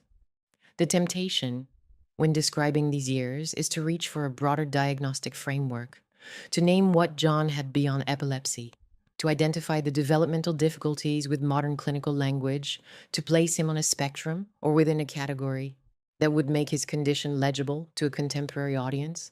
That temptation should be resisted. The surviving evidence supports epilepsy and developmental difficulties. It does not support, with the specificity that responsible narration requires, a diagnosis of autism or intellectual disability or any other condition that later dramatization have sometimes attributed to him. What the evidence does support is a child whose cognitive and social development did not follow the trajectory the family expected, whose seizures made public life impossible, and whose future had been foreclosed by a combination of medical reality and institutional decision. The tragedy does not need a modern label to be devastating. It needs only the facts. A boy of 12, living in a farmhouse with his nanny, watching the world continue without him. While John's world contracted, his siblings' worlds expanded in ways that made the contrast almost unbearable. Edward, Prince of Wales, was by now the most visible young royal in the empire. The war had given him a public role that his father's court, with its formality and suspicion of glamour, had never quite provided. Edward had served her not at the front in the way he wanted, but close enough to the war to acquire the patina of shared sacrifice that the public found irresistible. He had visited the trenches. He had been photographed in uniform. He had written letters expressing his frustration at being kept from the fighting, letters that were themselves a kind of performance. The air demonstrating his eagerness to share in the suffering of the men who would one day be his subjects. He was charming, modern, impatient with tradition, and already showing the restlessness that would define his adult life and eventually destroy his kingship. He moved through a world of official visits, public appearances, and social engagements that bore no resemblance to the still bounded existence at Wood Farm. The heir and the hidden child were brothers. They shared parents, a surname, a place in the line of succession. They shared almost nothing else. Bertie's trajectory was quieter, but no less divergent. He had served in the Royal Navy, had been present at the Battle of Jutland in 1916, one of the great naval engagements of the war, a day of smoke and shellfire and terror on the North Sea, and was now being shaped with the relentless pressure that the institution applied to all its useful members, into a functional public figure. His stammer persisted, his anxiety persisted, his sense of inadequacy beside his elder brother persisted. But he was being used. He was visible. He was performing the duties the dynasty required, however painfully, however imperfectly. That performance, awkward, effortful, but real, is what separated him from John. Bertie's body resisted the role. John's body made the role impossible. The family could work with resistance. It could not work with impossibility. Princess Mary, now in her early 20s, was moving toward the marriage that would take her into the Lascelles family and out of the immediate orbit of the parental household. She had spent the war years engaged in the kind of dutiful public work that was expected of a princess: hospital visits, charity patronage, the visible performance of feminine royal service. She was competent, composed, and already displaying the emotional self-containment that would define her adult life. Her trajectory was conventional. Her future was legible. She would marry well, bear children, carry a title, and fulfill the expectations that the dynasty had placed on its only daughter without friction or drama. Henry was deep in the military formation that would produce the solid, unremarkable Duke of Gloucester the public would come to know. George, the brother closest to John in age and affection, was navigating his own adolescence, a period that would later prove to have been the seedbed of the private troubles that defined his adult life. Each sibling was becoming someone. Each was acquiring the shape of a future. John alone remained static, not because he lacked the capacity for growth. The accounts of his warmth, his humor, his engagement with the people around him suggest a boy who was still developing, still responsive, still alive to the world in ways the institution chose not to see.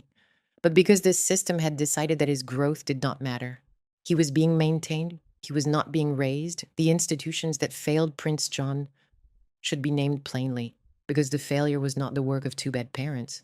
It was distributed across a system, and the system was larger than any individual within it.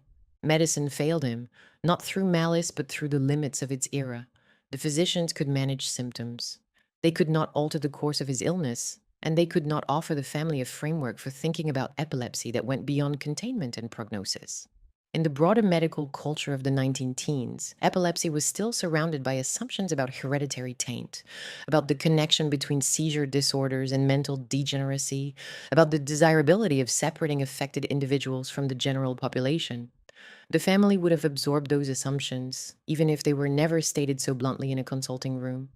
The medical culture did not encourage integration, it encouraged management, and management, in practice, meant distance.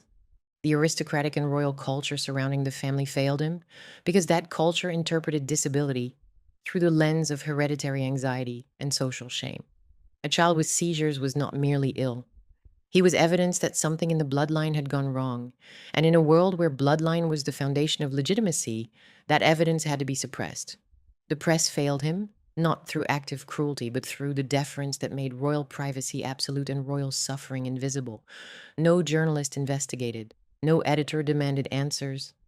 No public voice asked where the youngest prince had gone or why he was no longer seen. The machinery of press deference, which in other contexts protected the family from intrusion, here protected it from accountability.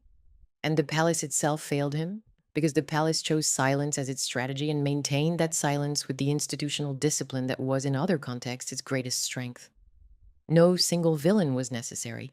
The failure was collective, ambient, structural. It was the air the family breathed, and in that air a child could be moved to the margin of his own family's life, and the margin could be called care, and care could be called enough.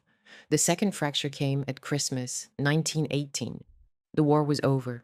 The armistice had been signed on the 11th of November, and the nation was moving through the strange suspended aftermath of 4 years of industrial slaughter. Grieving, exhausted, uncertain of what peace would look like after so much death. More than 700,000 British servicemen had been killed. Families across the country were sitting down to Christmas dinners with empty chairs.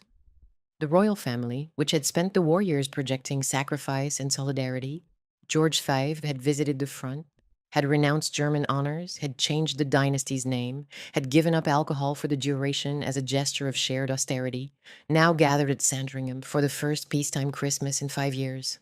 The big house was decorated. The church service at St. Mary Magdalene was arranged. The rituals of the Sandringham Christmas, interrupted and diminished by the war, were being restored. And into that restoration, into the warmth and the ceremony and the gathered family, John was brought. Think about what that journey meant. A car, or perhaps a carriage, traveling the short distance from Wood Farm to the big house. John inside it, dressed for the occasion, accompanied by Lala, or by whoever had been assigned to manage the transition. The boy arriving at a house he had once lived in, or at least lived near, entering rooms he may have remembered from earlier childhood, seeing siblings he now encountered only occasionally. Edward, the heir, now 24 and already the most photographed young man in the empire. Bertie, 23, anxious and dutiful. Mary, 21, on the verge of her own adult life. Henry, 18, in uniform. George, 16, the brother who had once been closest and who now inhabited a world of school and adolescent independence that John had never been permitted to enter. The parents at the head of it, the grandmother somewhere near, the servants, the decorations, the tree, the gifts, the rituals that this family performed every year as both private celebration and institutional rehearsal. And in the middle of it, a 13-year-old boy who had not slept under this roof in at least a year, whose daily life bore no resemblance to anything his siblings experienced, and whose presence in the room was temporary by design. The details of what happened during those hours have not been preserved in the kind of granular record a filmmaker might wish for. No one wrote down what John said or how his siblings received him, or whether the day was joyful or awkward or both. What the later sources preserve is the structural fact. John spent Christmas Day with the family, and he was then driven back to Wood Farm that same night. Not the next morning, not after Boxing Day, that night. The inclusion lasted hours, not days. The ritual was shared, the reality was not. There is something about that scene that contains the entire story in miniature, and it is worth sitting with. The inclusion was real. The family did not forget John at Christmas. They did not leave him at Wood Farm while they celebrated without him. They brought him in. They acknowledged him. They gave him, for a few hours, the thing he had been denied for years, a place inside the family's gathered life, and then they sent him back. Not to another city, not to an institution, to a building a short drive from the one they were sitting in. The distance was not geographical, it was categorical. He belonged to the family for the ritual. He did not belong to the family for the reality. The Christmas gathering was symbolic. The drive back to Wood Farm was structural. And the gap between those two things, the symbolic inclusion and the structural exclusion, was the gap in which John's entire later life had been lived. Whether the return was medically necessary is a question the sources do not answer with certainty. It is plausible that John's condition made an overnight stay at the big house genuinely difficult, that the risk of a seizure in an unfamiliar bed, in a house full of people, in an environment less controlled than the one Lala had created at Wood Farm, was real, and the decision to return him was driven by care rather than convenience. It is also plausible that the family had simply grown so accustomed to his absence that his presence at the main house, for longer than a few hours, had become something no one quite knew how to manage. Chairs had been rearranged, routines had been adjusted. The family had learned to function as a unit of 5 children, not 6, and the reintroduction of the 6th, even for a single night, may have required more emotional recalibration than anyone was willing to undertake on Christmas Day. The truth is probably both. Medical reality and institutional habit had become so entangled by 1918 that separating them would have required a kind of honesty the family was not equipped to practice. The arrangement worked. The boy was returned. The car drove back across the estate in the dark, and no one had to say aloud what the arrangement meant. After Christmas, the trajectories diverged for the final time. Edward was preparing for the peacetime role that would make him the most famous and most restless prince in Europe. The tours, the public appearances, the slow-building private crisis that would culminate in the abdication of 1936. He had spent the war chafing against the restrictions that kept him from the front lines, and the peace would give him a different kind of restlessness.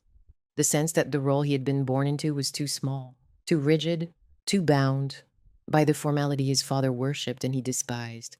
He was 24 years old at Christmas, 1918.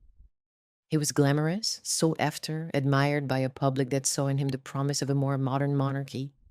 He was also, in ways the public could not yet see, profoundly misaligned with the institution he was supposed to inherit. The irony that the family had hidden its youngest child as unfit for royal life, while its eldest was quietly unfitting himself for the throne, would take another 18 years to become visible. but the seeds were already there, growing in the dark. Bertie was 23 and moving toward the marriage to Lady Elizabeth Bowes-Lyon that would anchor his adult life and eventually, through the abdication crisis, carry him to the throne as George VI. He was still battling the stammer, still anxious, still measuring himself against his brother and finding himself wanting. But he was engaged with the world. He had duties. He had prospects. He had, crucially, a future the institution was willing to invest in, even if the investment came with impatience and occasional contempt for his limitations. Bertie's body had not cooperated with the dynasty's demands, neither had John's. The difference was that Bertie's failures of cooperation could be worked around, managed, compensated for. John's could not. That single distinction, the distinction between a problem the institution could absorb and one it could not, and had determined which brother remained visible and which had been moved to a farmhouse on the perimeter of the estate. Mary was 21 and engaged to Viscount Lascelles, moving out of the parental household and into a life defined by her own title, her own estate, her own domestic sphere. Henry was 18 and soldiering, steady and unremarkable, already becoming the Duke of Gloucester the public would barely notice. And George, the brother who had once been closest to John, was 16 and growing into the handsome, complicated young man whose private life would later give the palace more anxiety than any of his brother's public roles. George would develop relationships and dependencies that the institution fought to suppress. Entanglements with substances, with people the palace considered unsuitable, with a private world that contradicted everything the Windsor image was supposed to represent. Whether any of that later turbulence was connected to the early loss of the brother he had been closest to, the experience of watching someone you loved disappear from your daily life, not through death, but through a decision no one explained and no one challenged, is a question the record cannot answer. But it is a question worth holding. Each of them was moving forward through the mechanisms of royal adulthood, engagements, marriages, titles, duties, the machinery that turned princes and princesses into functioning components of the crown. John moved nowhere. He remained at Wood Farm. He remained with Lala. He remained inside the small orbit of garden, farmhouse, and estate path that had become the total geography of his existence. He was 13 years old. His brothers were becoming men. His sister was becoming a wife. His parents were governing an empire that had just survived the most devastating war in human history. And he was walking in a garden in Norfolk with his nanny, waiting for the next seizure, living inside a version of royal life so reduced that it bore no resemblance to the one his family inhabited a few hundred yards away. The family had not stopped loving him. That is the sentence that makes this story so much harder to bear than a story of simple cruelty would be. Queen Mary still visited. George V still received reports. Queen Alexandra still came to the farmhouse with her warmth and her flowers. The siblings, when they were at Sandringham, were aware of the brother who lived across the estate. The affection was real. But affection in this family had been decoupled from presence so thoroughly that love and absence had become compatible states. You could love someone and not live with them. You could care about someone and not include them. You could grieve for what was happening to a child and still participate without visible protest in the system that was making it happen. That is not hypocrisy. It is something more common and more human than hypocrisy. It is the way families adapt to arrangements they did not choose and cannot change, or believe they cannot change, which in the end amounts to the same thing. January 1919 arrived in Norfolk the way January always arrives in Norfolk. Cold, flat, the light thin and gray, the fields stripped bare, the wind coming in from the North Sea with nothing between it and the coast to soften its edge. At Wood Farm, the routines continued. Lala dressed John. Lala fed him. Lala walked with him when the weather and his body allowed and sat with him when they did not. The seizures continued, each one arriving with the same terrifying force, each one leaving the boy a little more depleted than the one before. He was 13. He was not getting better. The doctors had said he would not get better. And the little house on the edge of the estate, the house that had been called a refuge and a treatment and a kindness, was entering its final weeks as a household. No one at Wood Farm knew that. No one at the big house knew it either. But the cold that had settled over Norfolk that winter was not lifting, and the boy in the farmhouse, the prince who had been moved out of sight so that the dynasty could hold its shape, was running out of time in the only home he had left. He had been brought in for Christmas and sent back out again. The calendar had turned only a few weeks further, and what came next would be the thing that the silence had always, in some unspoken way, been preparing for. The last weeks of Prince John's life were not dramatic. That is part of what makes them so difficult to narrate. There was no crisis that announced itself. There was no turning point on which the family could look back and say, that was the moment we knew. What there was instead was a continuation. The same routines, the same farmhouse, the same woman caring for the same boy, the same seizures arriving and departing with the grim regularity that had defined John's existence for years. The difference in January 1919 was one of degree rather than kind. The seizures were more frequent. The recovery periods were longer. The boy's body, which had never been strong and which had been absorbing the cumulative damage of years of severe epileptic episodes, was visibly depleted. He was thinner. He was more tired. The intervals between episodes, which had once been long enough to allow something resembling normal daily life, were shrinking. Lala Bill, who knew his rhythms better than anyone alive, who could read the subtle shifts in his behavior that preceded a seizure the way a farmer reads the sky before a storm, would have understood what those changes meant even if no doctor had confirmed it. The boy she had raised from infancy, the boy she had followed to Wood Farm, the boy whose world she had become, was failing. The medical picture, to the extent it can be reconstructed, was one of progressive deterioration, severe epilepsy in this era. Before the development of effective anticonvulsant medications, before the understanding of seizure types and their differential management, before anything resembling modern neurology, was a condition that often shortened life significantly.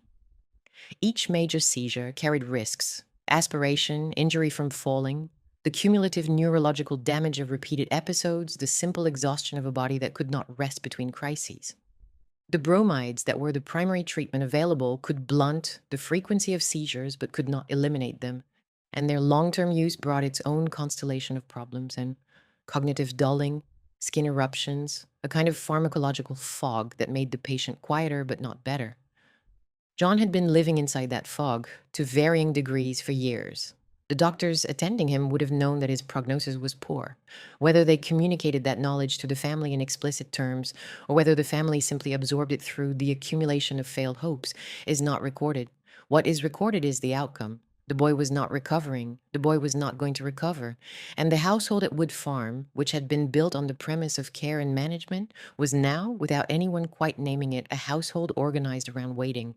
The emotional positions of the family in these final weeks can only be inferred, because no one wrote a detailed account of what they felt in the days before John's death. Queen Mary was at Sandringham. George V was at Sandringham. The big house was functioning as it always did in January. The winter routines of the estate, the post-Christmas settling, the administrative machinery of a monarchy returning to normal operations after the holiday. Across the estate, the gamekeepers tended the coverts. The gardeners maintained the glass houses. The tenants went about the work of a Norfolk winter. The rhythms of Sandringham were as old as the royal family's ownership of the place, and they did not pause for the illness of a child in an outlying farmhouse, because those rhythms had never been organized around that child. He had been removed from the center of things years ago. His absence was the norm now, not the exception. The siblings were dispersed across their various trajectories. Edward was in London, or preparing for the series of overseas tours that would define his post-war public role. Bertie was navigating his own early adult responsibilities, the stammer still present, the anxiety still palpable, the sense of duty holding him to a course he had not chosen and could not escape. Mary was absorbed in the social world that would lead to her marriage. Henry was soldiering. George was at school or on holiday, 16 years old, occupying the strange space between childhood and the adult life. The institution was preparing for him. None of them, as far as the surviving record indicates, was summoned to Wood Farm in those final days. None of them was told that the end was imminent.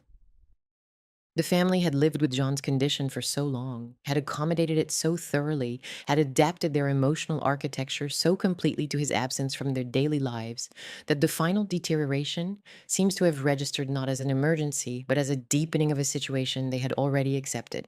That acceptance is, in its own quiet way, one of the most devastating details in the story. A boy was dying a few minutes' drive from his parents, and the household that contained his parents continued to function as though the situation were, if not normal, at least manageable.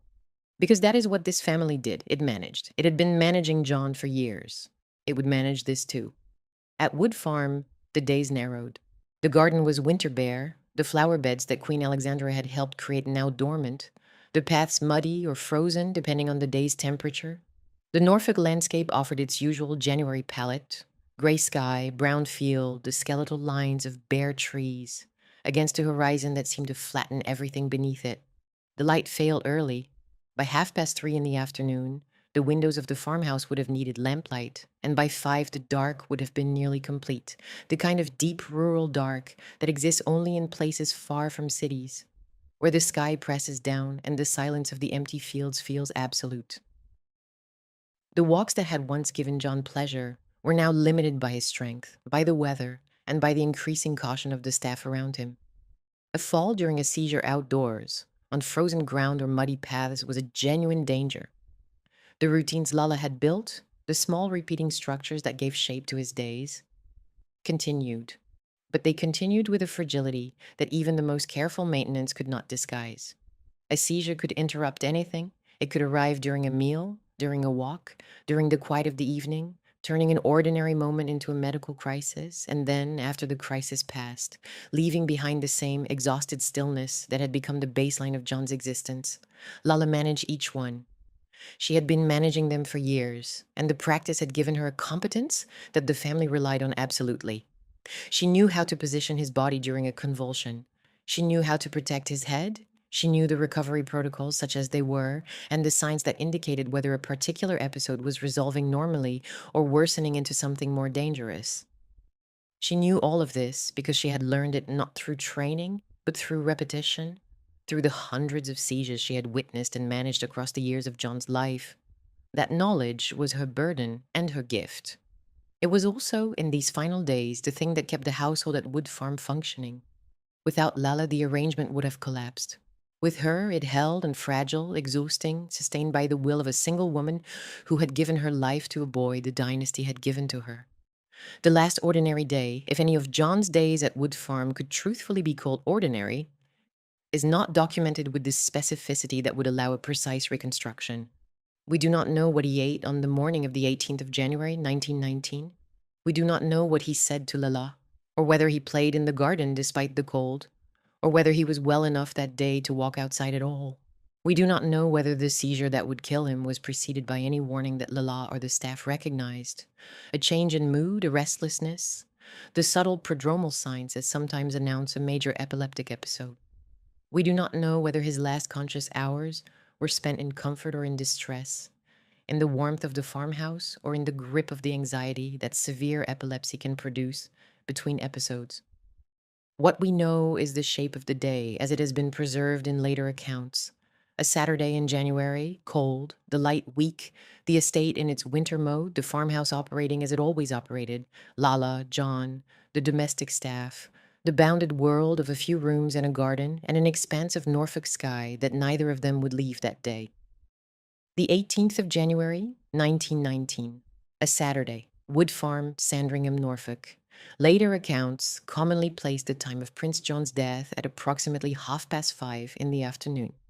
The cause was a severe epileptic seizure, one more in the long series that had defined and diminished his life since childhood, but this time one from which his body did not recover. He was 13 years old.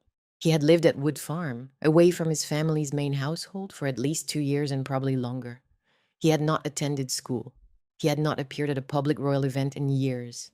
He had not slept under the same roof as his parents or his siblings, except for those few hours at Christmas, in a period that had consumed most of his conscious memory of childhood. He was a prince of the United Kingdom. He was fifth in line to the throne at the time of his father's accession in 1910. He died in a farmhouse, in winter, in the early dark of a January evening, with his nanny beside him. Charlotte Bill was there. That fact is the one that matters most in the immediate scene, because it tells you everything about who John's world had become. Not his mother, not his father, not a sibling, not a physician, not a courtier, not any of the hundreds of people who constituted the machinery of the British monarchy. His nanny, the woman who had dressed him and fed him and walked with him and sat with him through seizures and put him to bed and woken with him in the morning for years. The woman who had moved to Wood Farm, because moving to Wood Farm was where the boy was going, and where the boy was going was where she would be. Lala Bill was at John's side when he died because Lala Bill was always at John's side. That was the arrangement. That was the life the Dynasty had constructed. And in the final moment, the arrangement held. The servant who had been given the role the parents could not or would not fill was the one who bore witness to the end. The seizure itself would have been violent. There is no gentle way to describe what a severe epileptic seizure does to a body, and the restraint that this story requires should not be confused with evasion. The muscles convulse. The breathing becomes labored or stops. The body arches and twists. The face changes color. The eyes lose focus. For the person watching, and Lala had watched hundreds of these episodes across John's lifetime, the experience is one of helplessness, of holding and waiting and praying and knowing that there is nothing to be done except to keep the child safe until the episode passes. Except this time it did not pass, or it passed and left behind a stillness that was different from the exhausted aftermath Lala had seen before. The boy did not wake up. The breathing did not return to normal. The color did not come back. The small warm presence that had been the center of Lala's daily existence for years was suddenly, irrevocably absent. He was there, and then he was not. The room was the same. The house was the same. The winter light outside the window was the same. But the boy in the bed was gone. What happened in the minutes immediately after is not recorded in the kind of granular detail that would allow a complete reconstruction. Someone at Wood Farm would have contacted the big house. A telephone call, most likely. Sandringham had telephone connections by this date, carrying the news across the estate in a matter of seconds. The voice on the line would have been a servant's voice, delivering information that the servant had been trained to deliver with composure, even when the information was that the king's son was dead. The message would have been received by staff at the big house and passed to the king and queen. How it was passed and whether a footman was sent to find them, whether they were interrupted at dinner, whether they were in different rooms and received the news separately or together, is not preserved in the record. What is preserved is what happened next. George V's servant Queen Mary made the journey from the main house to Wood Farm. It is worth pausing here, at the threshold of that journey, because the geography matters. The distance between the big house and Wood Farm was short. A few minutes by car, the same estate, the same private world. The road between the two buildings would have been familiar to both of them. A route within their own property, traveled by estate vehicles, bordered by fields and trees they owned, leading to a house they had designated for this specific purpose years earlier. The King and Queen of the United Kingdom and the British Dominions drove a few minutes across their own land to reach the farmhouse where their youngest child had just died. They did not cross a city. They did not take a train. They did not travel to a hospital or a distant institution. They went to a building they could almost certainly see from the upper windows of their own home. The closeness is the cruelty. John had lived and died within walking distance of his parents, and the walking distance had meant nothing, because the real distance had never been geographical. It had been institutional. It had been structural. It had been the distance between a child who fit the dynasty's needs and one who did not. And now that distance was collapsing because the child was dead, and death is the one event that no amount of institutional management can delegate. They arrived at Wood Farm. They entered the house. They found Charlotte Bill, and they found John. Queen Mary's diary entry for that day has become the most quoted document in the story of Prince John, and it deserves to be handled with care rather than simply reproduced. What she wrote, in the controlled, compressed language that characterized her private record, captured something that no public statement could have contained. The shock, the grief, the strange and terrible relief, and the sight of the boy himself, still and quiet at last, in the room where he had lived and where he had died. She described the visit to Wood Farm. She described her reaction, and she wrote that little Johnny looked very peaceful lying there. There is something about that line that resists paraphrase, because its power comes not from eloquence, but from restraint. This was a woman who had spent her adult life managing the gap between private feeling and public composure. Her diary was the closest thing she had to an unguarded voice, and even there the language was measured, the emotion compressed into a few precise words. She did not weep on the page, she did not rage. She did not ask the questions that the story demands, why he had been moved, why he had been hidden, whether it had been necessary, whether it had been right. She recorded what she saw, a boy lying peacefully in a room, and she recorded what she felt, a relief so honest that it shames the reader, because it is the relief of a mother who has watched her child suffer and who knows, with a clarity that guilt cannot quite extinguish, that the suffering is over. She also referred to his restless soul finding peace. That phrase, the acknowledgement that John's life had been restless, that the soul inside the small body had never been permitted to settle into the ease that other children took for granted, is as close as Queen Mary ever came, in the surviving record, to admitting that something had been wrong, not just with her son's body, but with the life the family had built around it. A restless soul, a soul that had been moved from house to house, from routine to routine, from one bounded world to another, never finding the place where it could be still. Whether Mary meant the phrase medically or existentially does not matter. Both readings are true. John had been restless because his body would not let him rest. And he had been restless because the people who loved him had never been able to give him the one thing that might have made the restlessness bearable, a permanent, visible, unqualified place inside his own family. George Fee's response is less textually preserved, and he was there. He made the journey. He stood in the room at Wood Farm and looked at the body of his youngest son. The man who had spent a lifetime converting emotion into duty was now standing in the presence of something that duty could not reach. What he felt, beyond what the institutional record required him to feel, is not available to us with the same intimacy that Mary's diary provides. George Fifth was a man who had spent his adult life channeling emotion into routine, grief into formality, love into the structures of a well-ordered household. He had lost a son, not in battle, where the loss might have been folded into a narrative of national sacrifice, not in a public accident, where the shock might have been shared and softened by communal grief. He had lost a son in a farmhouse on his own estate, a son he had moved there himself, a son whose daily life he had delegated to a servant because the daily life of that child was something the institution could not accommodate and the father could not bridge. Whether the man inside the king broke down or whether he managed his grief with the same discipline he managed everything else is a question the sources do not answer. What they preserve is his presence. He came to Wood Farm. He stood in the room. He saw the boy. And then the machinery of the monarchy began to turn, because that is what the machinery of the monarchy does. It turns, it processes, it converts private catastrophe into public narrative, and it does so with a speed and an efficiency that can look from the outside indistinguishable from indifference. And Charlotte Bill, Lala, the woman who had been there at the end, who had watched the seizure and held the boy and understood, before anyone else in the world, that he was gone. Later accounts describe her as heartbroken. That word in its plainness does more work than any elaboration could. Heartbroken. Not grieving in the formal, managed, institutionally appropriate way that the king and queen would grieve, with diary entries and funeral arrangements and the public performance of measured sorrow. Broken. The heart that had organized itself around this child for years, that had woken for him, fed him, walked with him, managed his illness, inhabited his world, become his world, was broken. She had been given a role by the institution. She had filled it with something the institution had neither asked for nor fully understood. She had loved him not as a duty, but as a fact, the way some people love, completely, without negotiation, without the possibility of withdrawal. And now the person at the center of that love was lying in a room in a farmhouse in Norfolk, and the room was very still, and the winter dark was closing in outside the windows, and nothing in the institutional vocabulary of the British monarchy had a word for what she had lost. Later reports suggest that Lala kept John's memory with extraordinary fidelity for the rest of her life.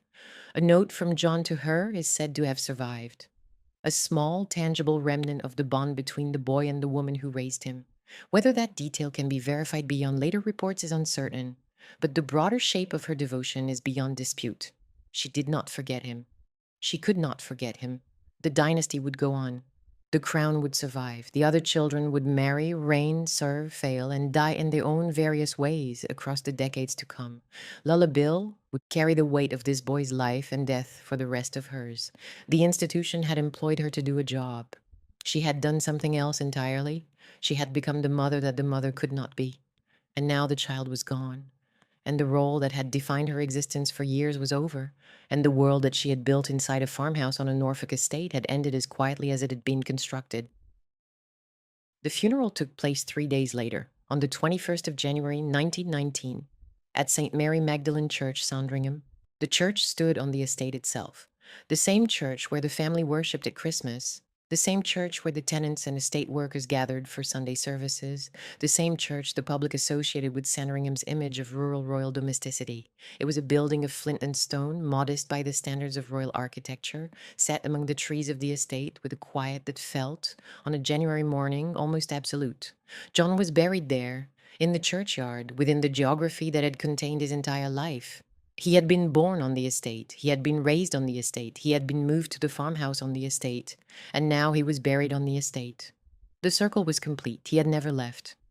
The funeral was private. There was no state ceremony, no gun carriage, no procession through London streets lined with mourning crowds, no lying in state, no military honors, no flags at half-mast over public buildings. A prince of the United Kingdom was buried in a country churchyard, attended by his immediate family and the people of the estate, in a service that bore no resemblance to the grand funerary theater the monarchy was capable of producing when it chose to mourn publicly. The mourners would have included the king and queen, whatever siblings were present at Sandringham at the time, the estate staff who had known the boy, and almost certainly Charlotte Bill, whose presence at the funeral, though not individually documented in every account, would have been as natural and as necessary as her presence at Wood Farm had been. She had lived with him. She had watched him die. She would have been there when he was put into the ground. That is not speculation. It is the logic of a life. The scale of the funeral told its own story. When royalty died, the nation mourned. When a prince died at 13, the nation barely noticed. The Times published a brief notice. The court circular recorded the death. The public was informed that the youngest son of the king had passed away after a long illness, and that his epilepsy, previously unmentioned in any public forum, was acknowledged as the cause. That was the extent of the public reckoning. No investigation, no questions, no demand for an account of where the prince had been living, why he had been separated from his family, what kind of life he had been given in the years between his removal from the household and his death. The press deference that had protected the family's privacy throughout John's life continued to operate after his death. The silence held, and the boy who had been hidden in life was now hidden in the ground, and the nation that had never been told about him had nothing to mourn because it had never been permitted to know him. In death, something shifted. John's epilepsy, which had been concealed or at least never publicly discussed during his lifetime, became part of the public narrative surrounding his passing. The acknowledgement was limited. It was framed as explanation rather than revelation, a medical fact offered to account for a death, not a confession about a life. But the fact remains.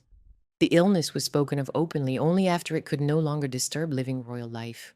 The palace could absorb a dead child into a story of sadness and loss. A living child with seizures had been far harder to accommodate. That asymmetry, the ease with which death made honesty possible when life had made honesty unthinkable, is one of the most revealing details in the entire story. The institution found its voice about John's condition precisely at the moment when the condition could no longer embarrass the institution. The timing was not accidental, it was structural, and it tells you everything you need to know about the relationship between the monarchy and the truth of its own family. In the days that followed the funeral, the household at Wood Farm began to close. The routines that Lala had maintained for years, the meals, the walks, the garden, the careful management of a life built entirely around one boy, had no purpose now. The small table would not be set, the garden would not be walked. The bedroom where John had slept and seized and recovered and slept again would stand empty. The farmhouse would revert to its previous function within the estate's domestic architecture. The staff would be reassigned. The small world that had been constructed for Prince John, with such care and such devastating inadequacy, would be dismantled as quietly as it had been built. And the family at the big house would continue. George V would reign for another 17 years. Queen Mary would outlive her husband and 2 of her sons.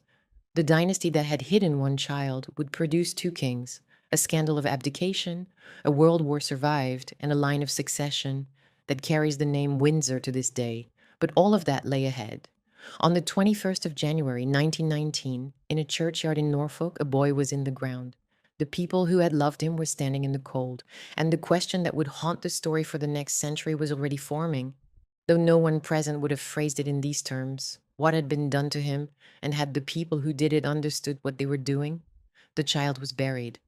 But the silence that had contained his life was about to become In the decades ahead, something the public could finally hear. And what they would hear, when the silence broke at last, would change the way this family's story was understood. The silence lasted decades, not absolute silence. There were death notices, there were brief press references, there were people within the household and the estate who remembered the boy and spoke of him in the way that servants and neighbors speak of the dead, with a mixture of fondness and discretion that respected the family's preference for privacy. But the public silence, the institutional silence, the silence that the palace had maintained throughout John's life, continued after his death with a completeness that would be almost impressive if it were not so troubling. Prince John did not become a scandal. He did not become a cause. He did not become the subject of investigative journalism or parliamentary questions or public campaigns for transparency. He became quite simply a figure who was allowed to fade from the national record, absorbed into the enormous continuing narrative of the House of Windsor as though his life had been a footnote rather than a tragedy. The generation that had known him personally grew older and died. The generation that replaced them knew the name, if they knew it at all, as a minor detail in the genealogy of the royal family. The youngest child of George V, who had died young, about whom little was said and less was asked. The dynasty, meanwhile, did what dynasties do. It continued. George V reigned for another 17 years after John's death, presiding over the post-war settlement, the general strike of 1926, the constitutional crises of the early 1930s, and the early shocks of the global depression. He remained, to the end, the man he had always been, dutiful, rigid, suspicious of a change, uncomfortable with emotion, and committed to the idea that the monarchy's survival depended on the projection of stability above all else. That projection had required the removal of his youngest son from public view. It had required the construction of a separate household at Wood Farm. It had required silence, distance, and the kind of managed disappearance that the family's wealth and privacy made possible. And it had worked. The monarchy survived the war, survived the name change, survived the post-war turmoil, survived the social upheaval of the 1920s. John's absence from the picture had contributed to that survival in the smallest and saddest of ways. One fewer complication, one fewer question the press might ask, one fewer vulnerability the public might notice. The cost of that contribution was borne entirely by the boy who was removed and the woman who cared for him. The benefit was enjoyed by the institution that removed him. George V died on the 20th of January 1936 at Sandringham, the same estate where his youngest son had lived and died, the same private geography that had contained the family's most carefully guarded secret. He was 70 years old. His death was managed with the same institutional precision that had characterized his entire reign. The famous final bulletin, the gathering of the family, the controlled release of information to the press and the nation, the machinery that had hidden John, now performed flawlessly, the public mourning of the king. The contrast required no commentary. It spoke for itself. Queen Mary's life after George Derham's death continued along the trajectory it had always followed: service to the crown, attendance at public functions, the management of royal collections, the maintenance of the image she had spent her adult life constructing. She lived through the abdication crisis of 1936, watching her eldest son renounce the throne for a woman the institution deemed unacceptable, and she responded with the same controlled fury and institutional loyalty that had defined her entire adult life. She had already lost one son to the monarchy's inability to accommodate difference. John's difference had been physical. Edward's was moral and romantic. But the institutional response carried a family resemblance. Manage, contain, expel if necessary, preserve the surface. She outlived her son George, Duke of Kent, who died in a military air crash in Caithness, Scotland, on the 25th of August, 1942. George was 39 years old. His death brought Mary a second wave of maternal grief, this time for a son who had been part of the public world in ways John never was. A son who had been glamorous, visible, useful, loved by the press and the public, and whose death could be mourned openly because it occurred in service of the nation during wartime. The contrast with John's death, private, hidden, unmourned by the public, must have been felt, even if it was never spoken. Mary buried two sons. One had been given a public life and a public death. The other had been given neither. She died in March 1953, at the age of 85, 10 weeks before her granddaughter Elizabeth's coronation. Her diary survived her. The entry about John survived within it, and the controlled, compressed grief of that entry, the peaceful boy, the restless soul, became, in time, the most intimate document the public would ever possess about what the royal family had done with its youngest child and how it had felt about doing it. Charlotte Bill's aftermath is the one that carries the most emotional weight, even though it is the least documented. She left Wood Farm after John's death. The household she had maintained was dissolved. The routines she had built, and the meals, the walks, the garden, the management of his seizures, the small daily acts of care that had constituted her entire working life for years, simply ended. The table was no longer set. The bedroom was no longer occupied. The garden that Queen Alexandra had helped create, the garden where John had spent some of his happiest hours, was no longer tended for him.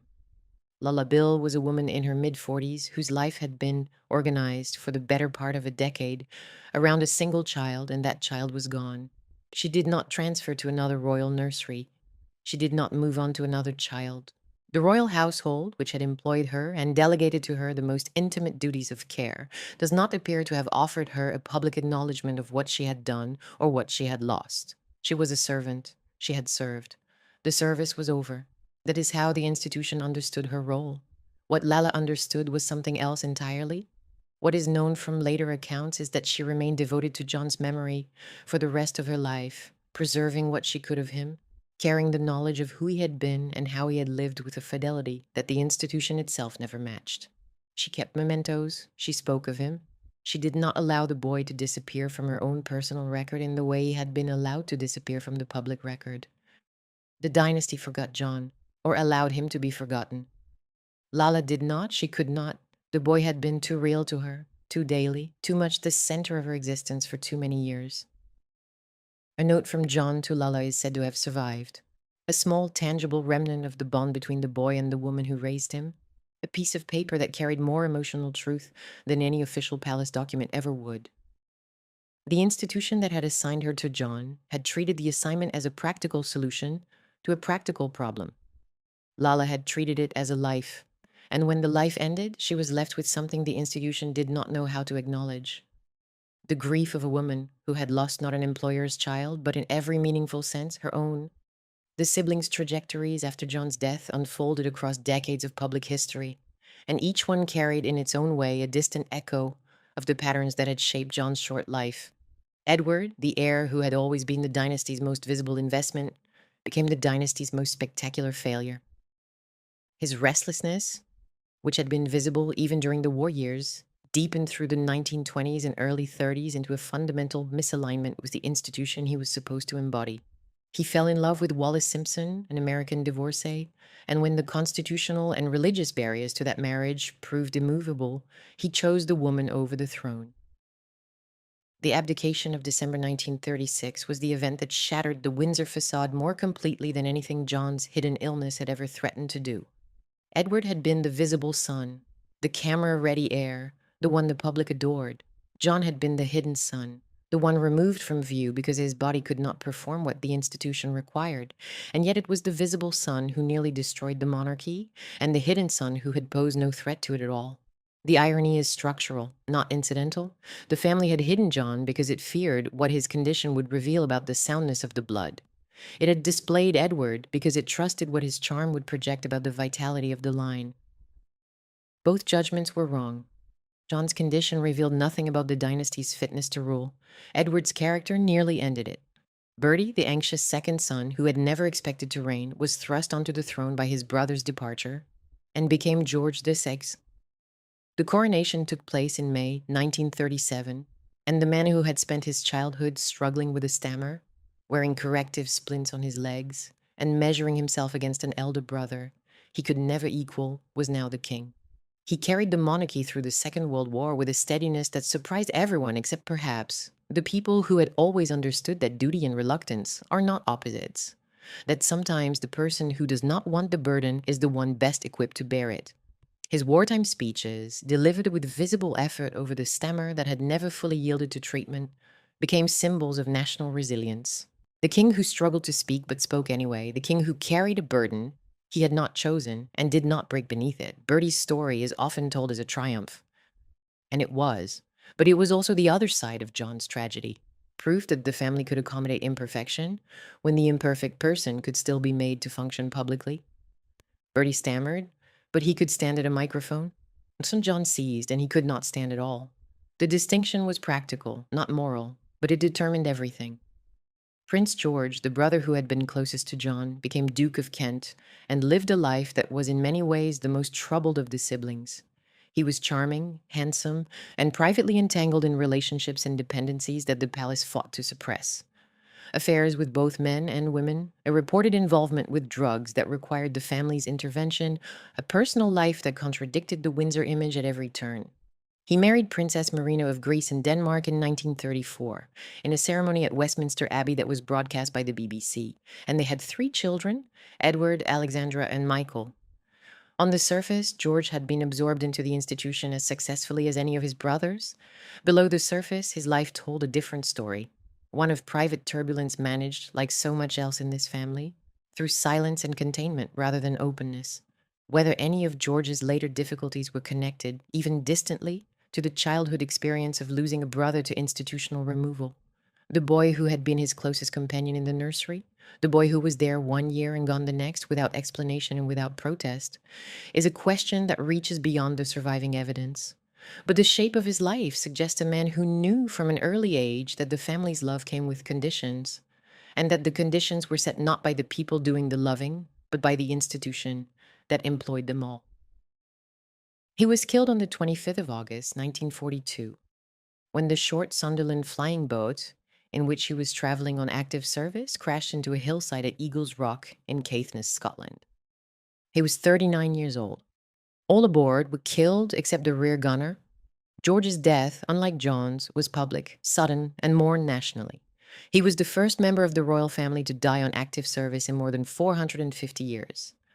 He was given the funeral that John had been denied, the military honors, the public grief, the institutional acknowledgement that a prince had been lost in service of the nation. The contrast between the 2 brothers' deaths, one private and quiet and hidden, buried in a Norfolk churchyard with no state ceremony, the other public and sudden and mourned with the full apparatus of national grief, says something about what the monarchy valued and what it was capable of feeling, depending on whether the loss could be folded into a narrative of duty and sacrifice, or whether it had to be absorbed, like John himself, without acknowledgement and without theater. Princess Mary, Henry, and the extended family continued through the middle decades of the 20th century along their various paths. Marriages, titles, duties, the slow descent into the background that awaited most of the non-reigning members of the Windsor line. Mary married Viscount Lascelles in 1922 and became Princess Royal in 1932. She lived a life defined by duty, discretion, and the kind of public service that the institution valued precisely because it generated no controversy and no questions. She died in 1965 at the age of 67. Henry became Duke of Gloucester, married Lady Alice Montagu Douglas Scott, served in the military, and occupied the role of the reliable, unremarkable royal brother with the same steadiness that had characterized his entire life. He died in 1974. Neither of them left a public record of sustained reflection on John's life or death. He was a childhood memory, a brother who had been removed from their daily world when they were still young, whose absence had been normalized before they were old enough to question it. The silence around John was not just institutional, it was familial. The family did not talk about him, or if they did not talk about him in any way that entered the public record or disrupted the official narrative of the Windsor line. He was the brother who had been ill. He had been looked after. He had died young. That was the family's version, and for most of the 20th century, in the absence of any countervailing public narrative, that version held. The patterns that John's story revealed did not end with his generation. The Windsor family's relationship with vulnerability, with difference, with the gap between the public image and the private reality, continued to produce crises across the decades that followed. Edward's abdication, George VI's reluctant kingship, the pressures that would eventually weigh on every subsequent generation of the family. The inheritance that John's story most clearly illuminates is not financial. It is behavioral. The method, just to manage, contain, do not publicly explain weakness, survived John's death and became the family's default response to every inconvenient truth, every private failure, every member who could not or would not perform the role the institution demanded. Some families passed down wealth.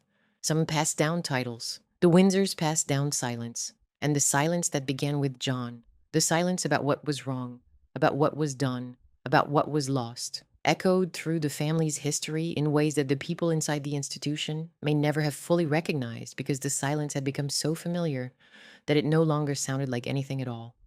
Then the photographs returned. In 1998, the story of Prince John re entered public consciousness through a route that no one in the family could have anticipated. Previously unseen photograph albums connected to the Duke of Windsor, Edward, the brother who had abdicated, were reported by The Independent. The albums had been stored for decades, part of the personal effects of a man who had spent the second half of his life in exile, separated from the family he had once led and the institution he had once embodied. Among the images they contained were photographs of the royal family in their early years, and among those photographs were images of John, not the ghost, not the absence, not the whispered rumor. The child, a real boy, dressed in the same clothes as his siblings, held in the same arms, positioned in the same family groupings that the public had seen reproduced in history books for decades. The photographs showed what the later mythology of the lost prince had obscured, that John had been part of the family. He had been photographed, he had been included. He had been visible, present, accounted for in the visual record of the dynasty. The impact of those photographs was not immediate in the way a political scandal might be immediate. There was no parliamentary debate, there was no palace statement, but the rediscovery mattered profoundly because it converted the story from rumor and historical footnote into something the public could see with their own eyes. The photographs showed when and what the later mythology of the lost prince had obscured, that John had been part of the family. He had been photographed. He had been included. He had been visible. The disappearance that defined his story had not begun at birth. It had begun later, when the institution decided that his presence was more costly than his absence. The photographs did not absolve the family. They complicated the case. They showed that the dynasty had not rejected a child it never wanted.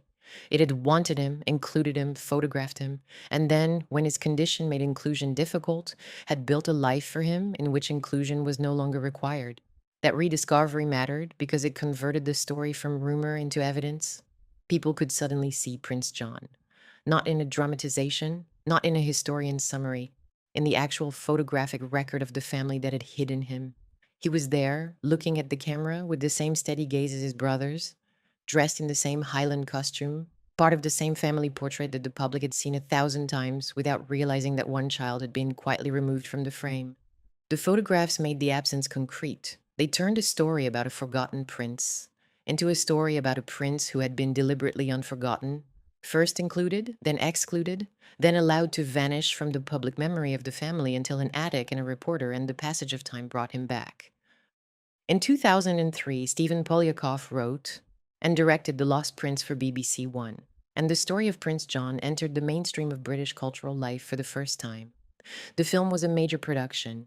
It starred Daniel Williams and Matthew Thomas as John at different ages, Miranda Richardson as Queen Mary, Tom Hollander as George V, and Gina McKee as Lala Bill.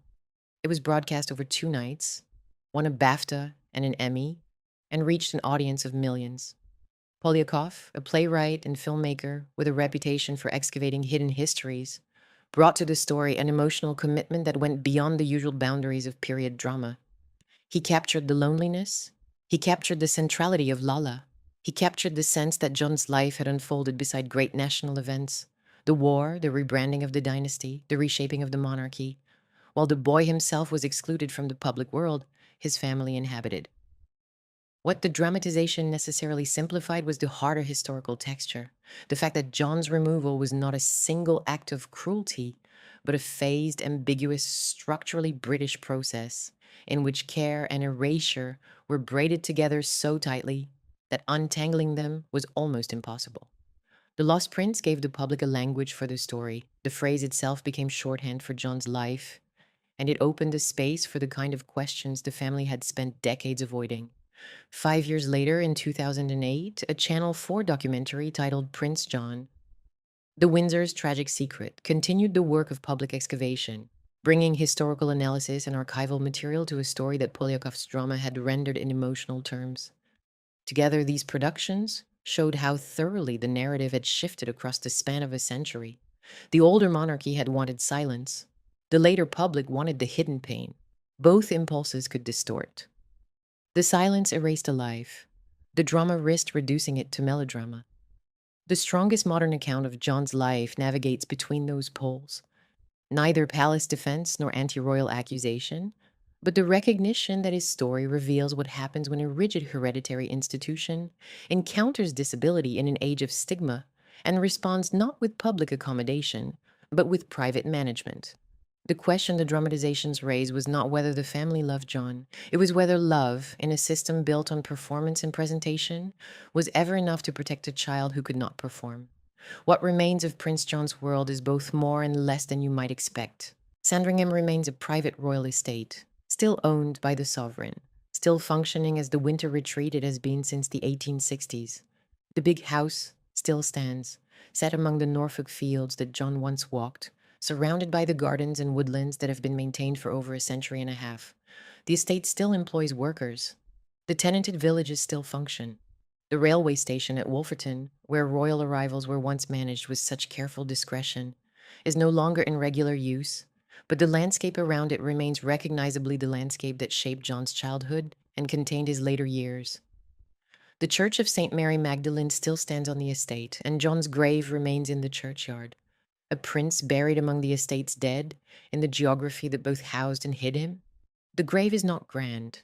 It does not announce itself. It sits in the quiet of a Norfolk churchyard, marked and maintained, visited occasionally by people who know the story and come to see the place where it ended. Wood Farm still stands. In an eerie continuity that no novelist would dare invent, the building that was John's final home later became known again when Prince Philip, Duke of Edinburgh, used it as his residence during his retirement years in the 2010s. The farmhouse that the dynasty had designated for its hidden child became, nearly a century later, the farmhouse to which its oldest member withdrew from public life. The building endured. Its function as a place of royal withdrawal endured with it.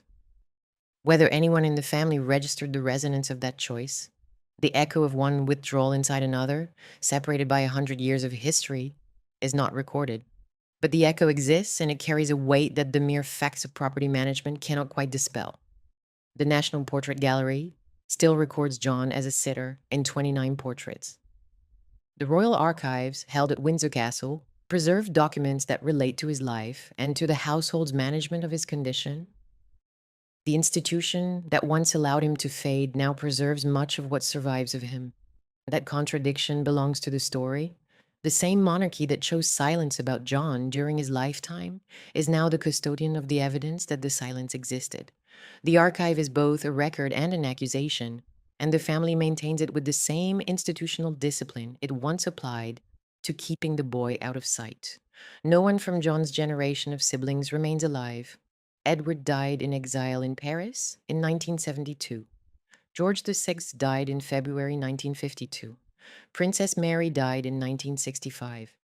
Henry, Duke of Gloucester, died in 1974. George, Duke of Kent, had been dead since 1942. The living Windsor dynasty is John's collateral legacy, not his immediate family. The current royal family still carries the name first adopted by George V in 1917.